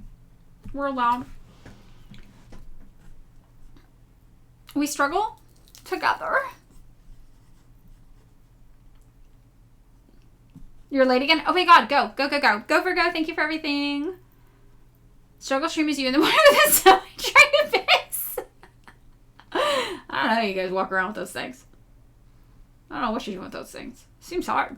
Seems really hard. I feel the same thing when I see somebody who has like a big boobs. I'm like, wow, it's really there. You know? But, you know, struggle's different for everybody. Okay. Other things we got going on here in the United States. Dozens of FBI records apparently missing from Epstein files, including Trump accuser interviews. Interesting. Dozens of FBI witness interviews from the investigation of Jeffrey Epstein appear to be missing from the massive trove of files released by the Department of Justice last month, according to a CNN review, including 3 interviews related to a woman who accused President Donald Trump of sexually assaulting her decades ago. Now, this is CNN. This is the Lib app, right? So, of course, we're not going to get an institutional analysis of any kind. We're just going to get Donald Trump uniquely evil and bad. We're not going to hear about Joe Biden. We're not going to hear about the Clintons. We're just going to hear Joe Biden bad. That is what we are going to hear. An evidence log provided to attorneys for Epstein associate Ghislaine Maxwell includes serial numbers for about 325 FBI witness interview records, but more than 90 of those records, over a quarter of the list, do not appear to be present on the DOJ website, according to CNN's review. Among those missing records are 3 interviews related to a woman who told agents that Epstein had repeatedly abused her starting when she was approximately 13 years old, and who also accused Trump of sexually assaulting her. A Democratic lawmaker on Tuesday pointed to the apparently missing documents to question the extent of DOJ's release and whether the Trump administration followed the law mandating the agency publish its files related to Epstein, the wealthy financier who died in a federal jail in 2019 while facing sex trafficking charges. We have a survivor that made serious allegations against the president. Representative Robert Garcia, the ranking Democrat on the House Oversight Committee, told CNN. But there's a series of documents, and it would appear to be possible interviews that the FBI conducted with the survivor that are actually missing that we don't have access to. Trump has consistently denied wrongdoing in connection with Epstein. In a statement, the White House called the allegations against Trump false and sensationalist and pointed to a previous DOJ statement that some of the documents contain untrue and sensationalist claims against President Trump. Now, that is true that some of the documents did because they were just weird phone calls they got from kookballs. But as I've told people, there's enough real bad stuff in there that was found credible. You know? So, is it frozen? Shut up. Shut up. No? Okay. I was like, again? Okay. So yeah, there's enough real stuff in here. So it is true that there are things in there that were claims that were found to be not real. But, like, that's fine. You can see it says this person was found not credible. Just ignore it and look at the stuff that was found credible. There is plenty of stuff that is credible. And this happens in every major popularized news story or event, right? So details about the missing documents related to Trump's accuser were previously reported by NPR and independent journalist Roger Sollenberger. This was a person who was deemed credible, right? A DOJ spokesperson denied that any Epstein records had been deleted and stressed that the department was following the law. We've not deleted anything, and we've always said all documents responsive were produced, the spokesperson said. Documents not included in the release were either duplicates, privileged, or part of an ongoing federal investigation. They did not answer follow-up questions about specific files. It's possible that some of the documents referred to in the Maxwell evidence logs could be presented elsewhere in the files without the serial numbers listed on the logs or with those serial numbers redacted. Many documents have also been removed and added back to the DOJ's Epstein Files website over the weeks since the initial release. I noticed that. I went looking for something that I previously found, and it just was gone. It just wasn't there anymore, which I thought was really, really weird. I showed you guys the screenshots of the spreadsheet that was no longer there, right? Is Katie Johnson the woman who was screaming and having kind of like an episode, it looked like, in front of a hotel? Is that who it is? Or is it somebody else? The DOJ spokesperson said that 2 evidence logs that were offline last week but are now accessible again were temporarily removed for victim redactions. Several Epstein victims said they've scoured the DOJ's website in recent weeks for files documenting their own interviews with the FBI, only to come up empty-handed. Wow. So victims, this is actually pretty major. Epstein victims said they went on the DOJ's website looking for their own interviews and testimonies, and they were not present. Oh, Trump and Epstein victim at 13 years old. Okay, yeah. Okay. All of us have been looking for our victim statements. Jess Michaels, who was assaulted by Epstein when she was 22 years old, told CNN after the file release, heavily redacted and missing interview reports suggest that the Department of Justice is actually gaslighting the entire country, Michaels argued. Buried in more than 3 million pages of files released by the DOJ is a set of documents that federal prosecutors provided to attorneys for Maxwell in advance of her 2021 sex trafficking trial. Those records include hundreds of FBI memos known as 302 files that document interviews, as well as other materials related to dozens of witnesses, some of whom testified at the trial, according to 2 evidence logs released. Experts said that they were concerned about the apparently missing 302s because they were key to understanding the FBI's years-long investigation into Epstein and Maxwell. Typically, 302s lay out what an interviewee told agents, but don't include other corroborating information or agents' opinions. Posture check. It's the most basic and important brick in the wall that becomes the investigation, said Andrew McCabe, the former FBI deputy director and a CNN contributor. Details about most of the missing 302 documents, including the identity of people interviewed, are largely redacted from the evidence logs. But some of the missing interview records appear to be related to a witness who accused Trump of sexual assault. The woman first called an FBI hotline and reported that she had been a victim of Epstein on July 10th, 2019, several days after his arrest, according to case files. FBI agents then interviewed her at her attorney's office 2 weeks later, according to the 302 document that lays out what she said in the interview. The woman told agents that Epstein had repeatedly abused her at a home he was staying at in South Carolina after he responded to an ad for babysitting services. The abuse started when she was approximately 13 years old. At one point in the interview, when the woman showed agents a well-known photo of Trump and Epstein together that a friend had sent her, her attorney said she was concerned about implicating additional individuals, and specifically any that were well-known, due to fear of retaliation. The Maxwell evidence log notes 3 additional 302 documents dated in August and October 2019 related to the same victim, as well as 3 other sets of interview notes. None of those appear to be present in the files released by the DOJ. Although there are copies of several photos she provided to the FBI, as well as records of correspondence with her attorney. Yeah, the cannibalism claims, raccoon psyop. Yeah, the cannibalism stuff is not. That was all stuff, great example, where it was proven not to be trustworthy. That was just like, oh, this is just not credible. But there is, again, plenty of real stuff that is bad in there, that is found credible. You know, so, oh, Gabriela Rico Jimenez, I see. Okay, thank you.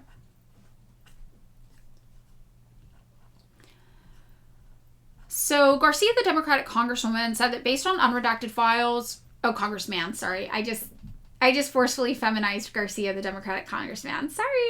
Said that based on unredacted files he reviewed, the same woman made serious allegations about the president.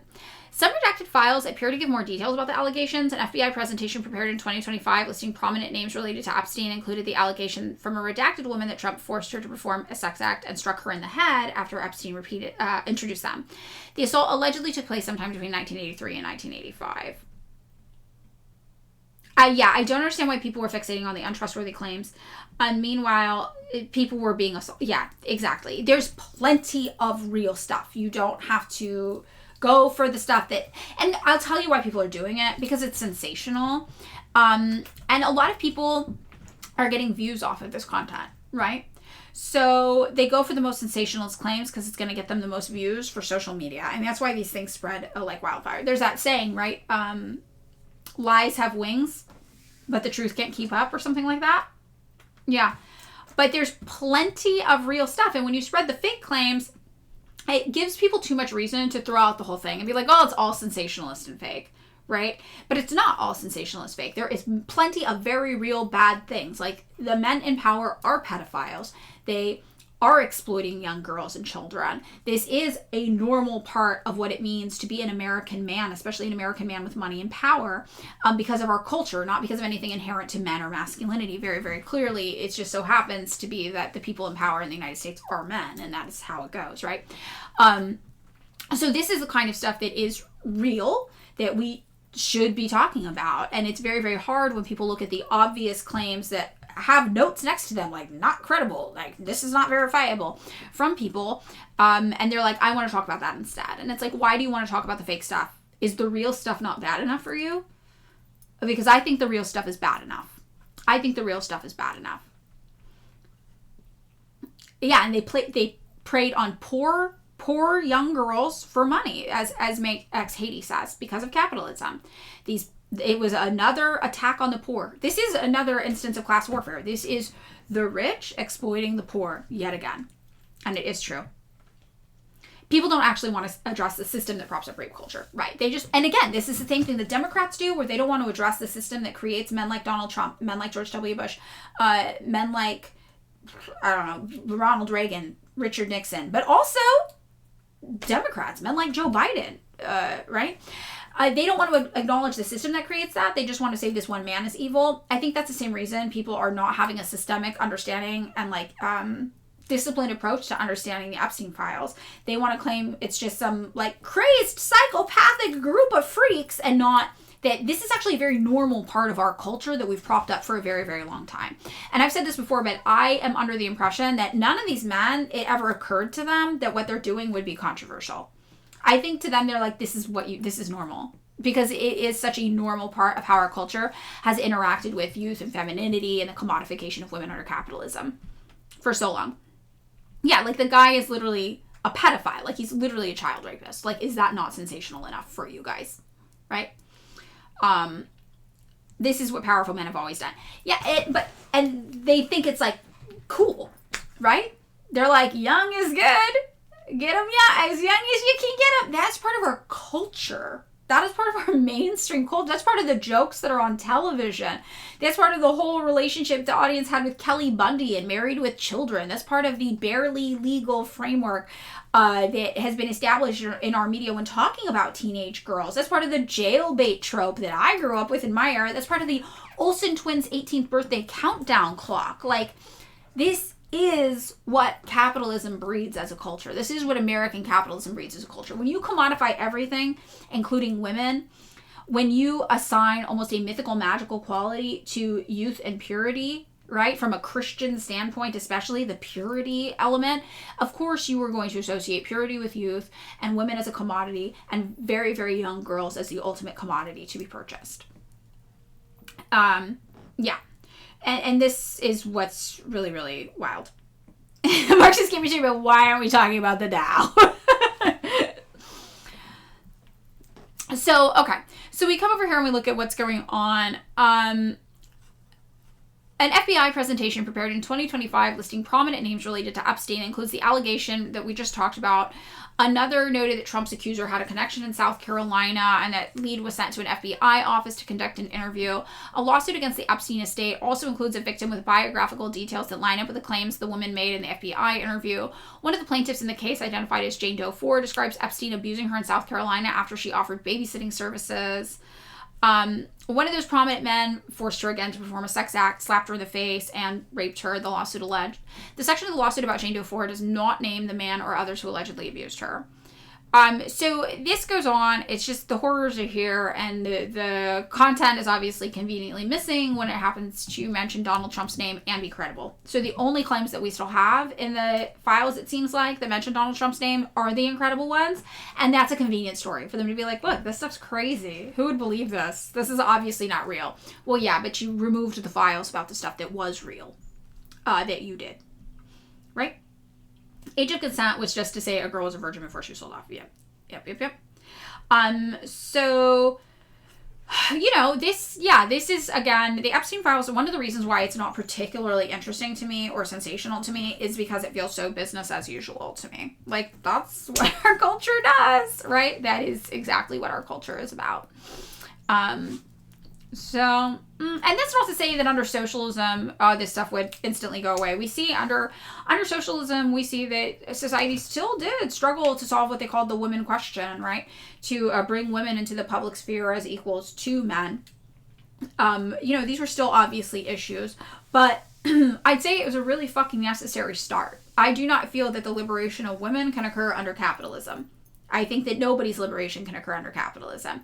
The most you can hope for as a woman under capitalism is to have your liberation shifted from being focused on your gender and instead have it be focused to your exploitable status as a laborer. That would be your liberation. That's the most liberation that you could be granted, is now you're exploited like a man. And it's still exploitation. Right? So that's why as Marxists, it's not that we say identity politics is completely useless. The marginalized identities do experience materially different realities. That is true. But it is to say that their liberation cannot come within capitalism. What about girl boss CEOs? Girl boss bestie slay queen? Your liberation can only come if Kamala Harris is bombing the women and children and men, too, in Palestine. That's your liberation. A girly pop does it. You get a girly pop bombing. It's just kind of fun. It's kind of fun. As my ex-Haiti, exactly, as a black woman, you cannot be free under this capitalist system. Exactly. And the most you could hope for would be to be exploited as a white man, which isn't to say that a white man's material conditions aren't better than yours under capitalism. They probably realistically are, but that's still not liberation. None of that's going to be liberation. The coma machine, you've learned more in 5 minutes in stream. Okay, we don't need to compare, but I'm happy you feel that this is educational. Yeah, you can't have feminism without socialism. You really can't. There is no women's liberation movement without socialism. There is no queer liberation movement without socialism. There's no liberation movement without socialism, really. Okay, so getting into part 3 of our stream. Bork, bork, bork, fork in the background. She see a squirrel. Is Charlie Kirk is haunting the Trump administration's Iran debate. Okay, so this is technically Iran, but I did also just think this was an interesting article. So I wanted to just throw it in here. We are Charlie woke, not Kirk. Get it right, Dookie butt. We are Charlie woke. The slain activist was actually a vocal opponent of regime change war against Iran. We actually are Charlie woke. Oh my God. Guru Kar, when has Marxism not resulted in mass killings? Give me the man and I will give you the crime, Stalin. I don't really understand what to do with this info that you're presenting here. But I invite you to ask that same question of capitalism. Okay, so we actually are unironically Charlie woke today in the chat. We also oppose regime change wars against Iran, but for very different reasons, I'm guessing. As the Trump administration considers taking military action against Iran, and I want to say, speaking of, just as a nice little bridge between Epstein files and this story, in the Epstein files, there is an email where Jeffrey Epstein is like, Donald Trump is open for change for everything. North Korea, Iran. They literally are talking about how Donald Trump is wanting to do regime change against Iran in the Epstein files. So all of these stories are connected. So we're actually not bouncing around too much. So as the Trump administration considers taking military action against Iran, a surprising figure is emerging as the voice of MAGA's anti-interventionist faction, the late conservative activist Charlie Kirk. Online, major MAGA figures who oppose renewed hostilities in the Middle East have been digitally resurrecting Kirk, resurfacing old posts in which the conservative activist bluntly objected to the prospect of a war with Iran. Last week, the commentator and close Kirk ally Jack Posobiec, is that this guy's name? Posobiec? Yeah, the think about the children right has been way too quiet. They've been thinking about children too much and in the wrong way, probably. They're like, no, it was actually a command. It was a command. Jack Posobiec. Okay. he posted a short clip from Kirk's show last June in which Kirk pointedly questioned a wisdom of regime change wars in Iran. So we're just going to take out the Ayatollah, or really what's next? What happens after the regime change? Okay, we are Charlie Woke. In a similar vein, Republican Senate candidate Mark Lynch, who was running against incumbent Republican Senator Lindsey Graham in South Carolina, recently resurfaced a clip of Kirk criticizing Graham for his hawkish position, calling war with Iran a weird fanatical obsession that would be destructive to our own country. Wow. Meanwhile, several pro-Trump accounts have reposted one of Kirk's more direct warnings about war with Iran, made on social media in the days before the U.S. bombed Iranian nuclear facilities last June. Keep the pressure up. Regime change in Iran would be a catastrophe. The effort to marshal Kirk's memory against an attack on Iran speaks to a singular influence within the MAGA movement, an authority that has paradoxically deepened in 5 months since he was shot and killed at a Turning Point USA campus event in Utah. Yeah, if only the ACP wasn't crazy, they would have a point recruiting for MAGA. And this is why initially when they were like, we're MAGA communists, I was like, hold up, let them cook. Like, this could be good. We do need to be recruiting from the MAGA ranks. Like, there is something there. Unfortunately, they just tail-ended MAGA and became right-wing fucking freaks themselves. So that was really disappointing for me because this is something that we need to actually be recruiting from. This is like the potential is there. There is something there. And things I've talked about before too is that a lot of people identify as Republicans just because they hate Democrats so much. And a lot of Democrats don't realize that. That a lot of people are like, I guess I'm a conservative because of the environment they grew up in. And they look at Democrats and they go, you guys are weird fucking hypocrites and I hate you. And a lot of them, when you talk to them, they don't even actually love a lot of right-wing political opinions, but they still identify as conservative, right? And it's a very interesting thing. And I think those are really the people who could easily be radicalized and be like, hey, did you know there's a secret third option? And we also hate Democrats too. And you get to keep your guns. They're like, tell me more. And we're like, and we love unions. We think you deserve respect as a worker. Like, fuck your boss. And a lot of them are in on that.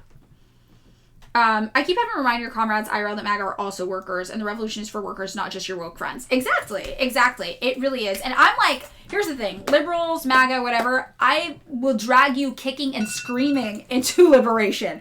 I will give you free housing and healthcare. I will give you job protection. Like, I will give you all these things regardless of your belief system because I believe these are innate things you deserve as a human being. And I believe that your politics are the result of capitalist indoctrination, whether you go liberal or you go Republican. I believe this is true. This system has indoctrinated you, right? You've not achieved class consciousness yet. But I have to believe that it is possible for you to. I have to believe it is possible.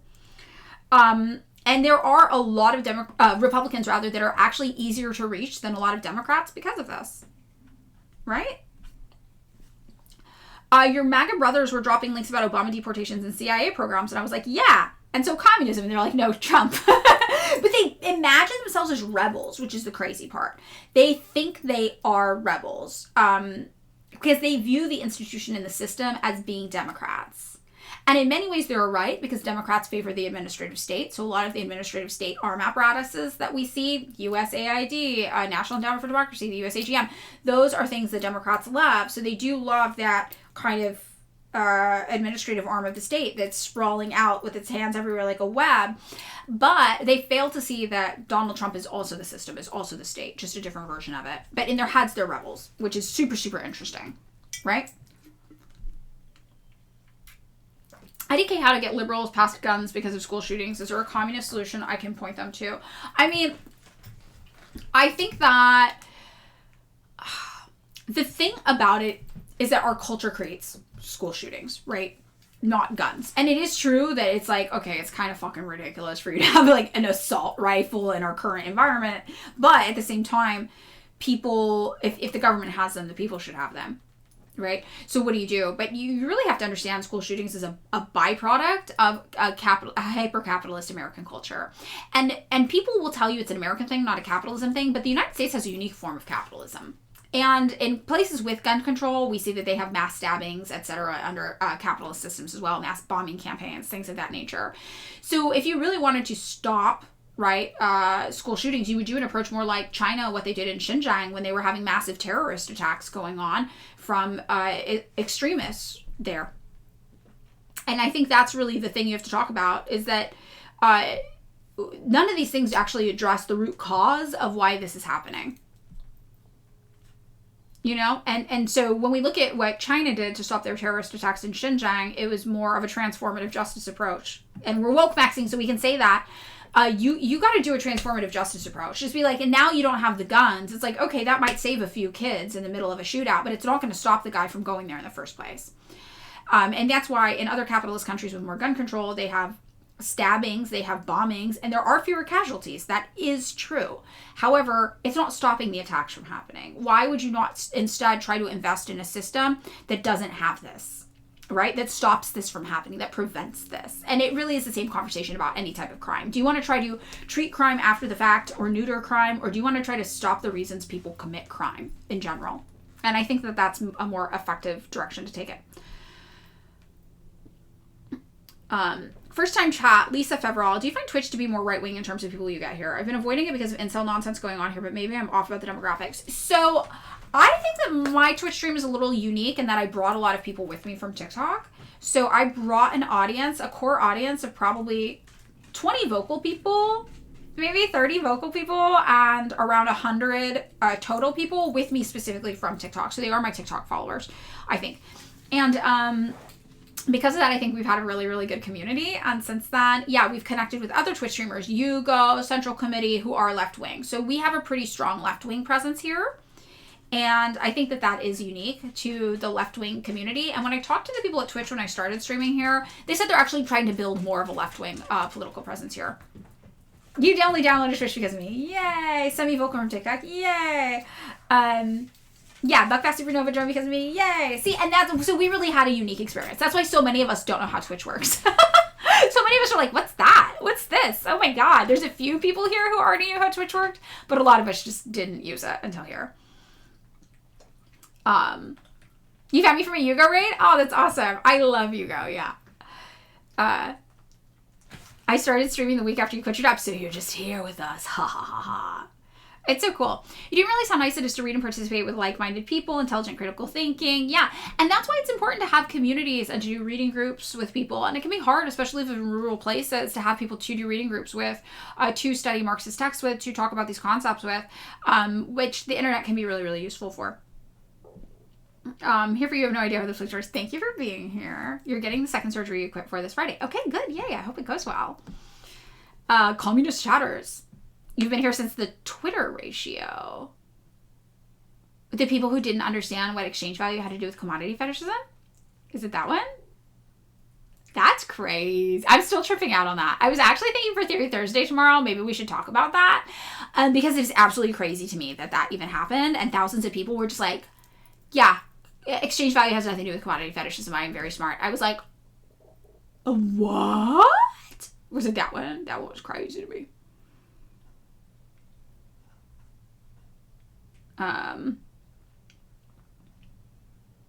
Yeah, for tomorrow, I was kind of thinking that to do just chapter 1 of Capital and go through it. It's a little long, but it's not too bad. I think we could get through it. I have some other options as well. That might be just me settling a score with the internet, which might not be interesting to everybody else, but we'll see. Oh yeah, this is not unusual for socialist states to have well-known populations, but they don't have those sorts of issues, right? So that tells you that the issue is something to do with capitalist culture, and it's crime. You have to think of it as crime, and what causes crime, and then how do you address crime, and it's really the same no matter what the crime is. So let's get back into our Charlie woke agenda. Charlie's legacy has become kind of this political football, but I think that what Charlie said speaks for itself, said Posabaic. A close friend and ally of Kirk, who said in an interview, his goal last year was about keeping the coalition together and trying to prevent what he viewed as a potential risk of the United States getting involved in a prolonged war. Hi, comrade. The White House did not provide a response to a request for a comment on Kirk's previous opposition to military action against Iran. A White House official instead sent an unsigned statement noting that the president would like to see a deal negotiated with Iran, but he has been clear that either we will make a deal or we will have to do something very tough like last time. Is he talking about 1953? Is he talking about Mossadegh? Is that what he's talking about? That's crazy. This isn't the first time that an intra-MAGA squabble over Kirk's legacy has created a political headache for the White House. Immediately after his death, Kirk's shifting position on the U.S.-Israel relationship became a flashpoint in the ongoing clash between pro-Israel conservatives and conservative critics of Israel. I do want to say, though, I feel like conservative critics of Israel are just, like, Nazis. They just hate Jewish people. Right? Oh, maybe bombing the nuclear facility. Maybe that's what he was referring to. Yeah. You know what he knows about Mossadegh? He's got to know about Mossadegh. Oh, cool. First time chat. The real Mercs Assassin. Anonymous gifted sub. Yay. We had 100 gifted subs today. Ah, so cool. You think David is the perfect intro to socialism for the libs? He loves David. He just likes people fighting with me. That's what David's good for. If you want somebody to secretly argue with me all the time, David's the one. We fight with each other constantly. So unlike on the Israel issue, where Kirk had a history of making both supportive and critical pronouncements about Israel's conduct, again, I really think that the anti-Israel right is just anti-Semitic. They just hate Jewish people. They're old school, right? They don't realize the Jewish people became, in some situations in Israel, the Nazis. They don't understand that. They're like, no, I just hate Jewish people. I'm just anti-Semitic. It's weird. His record on Iran is relatively unambiguous. Oh, also, that's like Marjorie Taylor Greene, right? Like, she doesn't actually hate Israel because Israel's doing fucked up things. I think she just hates Jewish people, which is crazy. Last summer, as the Trump administration contemplated bombing Iranian nuclear facilities as part of the 12-day war between Israel and Iran, Kirk emerged alongside Tucker Carlson and Steve Bannon as the leaders of the anti-interventionist camp within MAGA. Bannon was like Trump's campaign manager the first time around, using his popular podcast to caution viewers that a major war with Iran would make Afghanistan and Iraq look like a cakewalk. That same month, Kirk went even so far as to convey his concerns about a war with Iran directly to President Donald Trump in a private Oval Office meeting.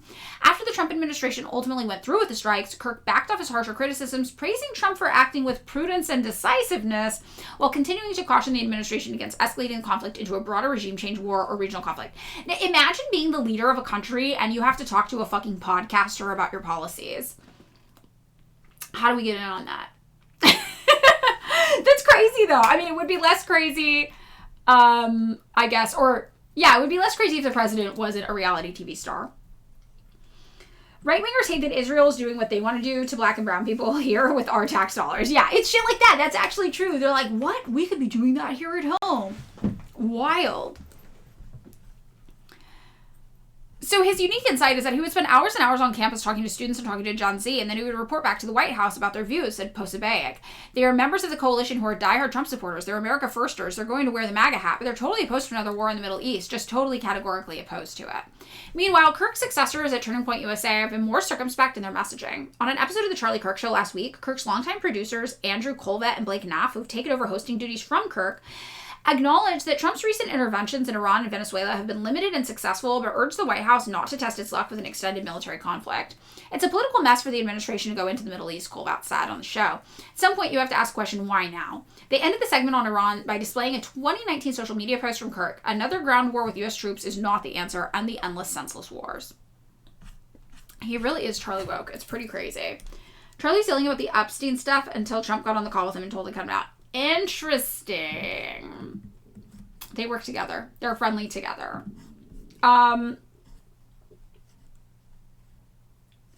Okay, so that's what we got on our domestic agenda today. So just to recap, because we had some technical difficulties with the internet access, Donald Trump makes things up. He lies about things.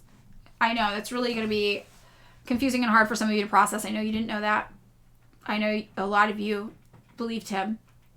It was a hard realization for me to come to, too. That he's actually just lying. He just says things. And they're not true. Also, we learned that basically 1 in 4 Americans is functionally unemployed right now. So that's not great. And we learned that the media editors tell their reporters and their journalists what to say and what not to say. Underemployed, functionally unemployed, underemployed. Yeah. And that we are Charlie woke on Iran. So if we can agree with Charlie Kirk on Iran, we can convert anybody to socialism, is what I'm thinking. That's what I'm thinking. That's what I think the lesson is. We need socialism now more than ever, and people are ready for it. And people hate this shit. People really, really fucking hate this shit. You don't think a lot of the right understands that Zionists and Jewish are not the same thing? That might be true, actually. They might not get that. That's probably why they're so perplexed by Jews for Peace, the anti-Zionist Jewish groups. Okay, so I think to round out today's discussion before we leave, I think to really solidify our woke maxing agenda, we need to remember no liberation can come under capitalism. Big priority point for us to hit. I think that's really the thing to hammer home. I think what's going to make woke maxing, woke 2.0, different than woke minning, woke 1.0, is really the emphasis on abandoning liberalism. So I think we really have to make woke cool again. We can make hats. Instead of Make America Great Again, like we make woke cool again. But I think we're going to do it. I think we're really going to pull it off. And I think the way we're going to do it is by dunking on libs.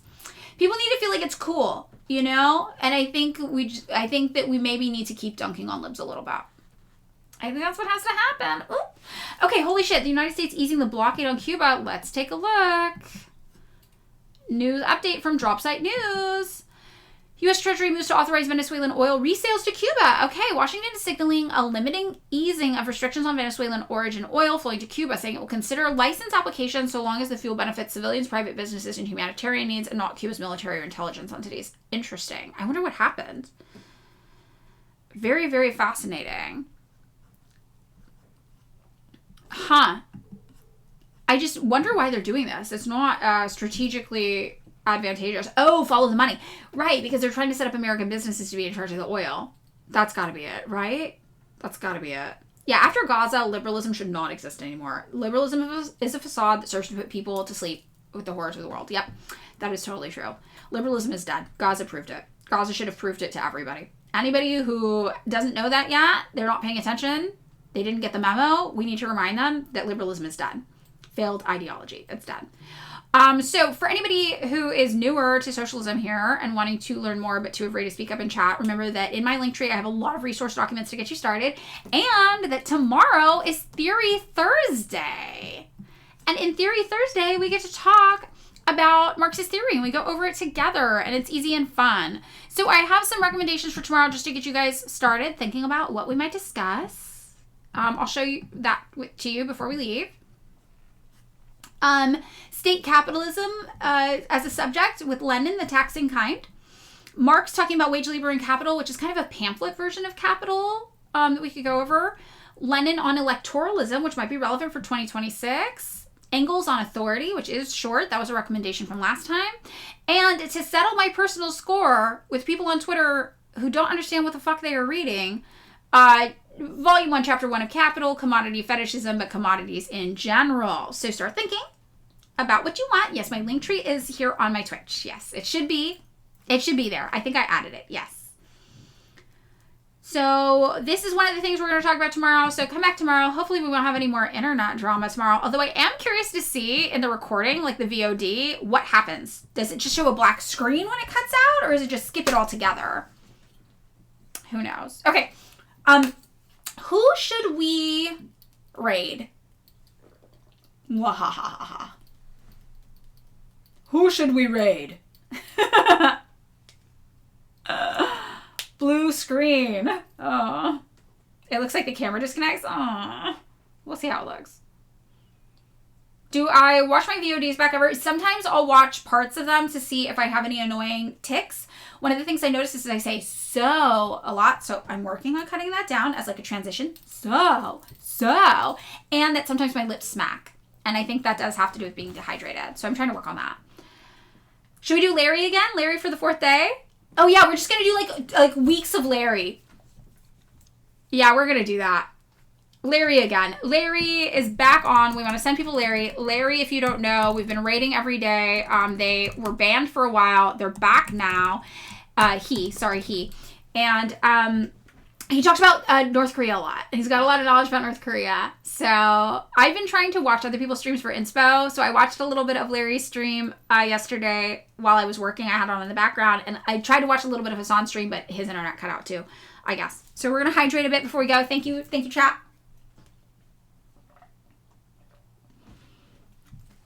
And I'm going to do it. So what's going to happen is stick around here, and I'm doing the raid function now. That's crazy. I feel like I also say that's wild lot. Thank you, Comrade Thugin. So we're getting people over there. All right, everybody. I hope we have fewer technical difficulties tomorrow. But thank you for sticking around today. I love you all. Bye.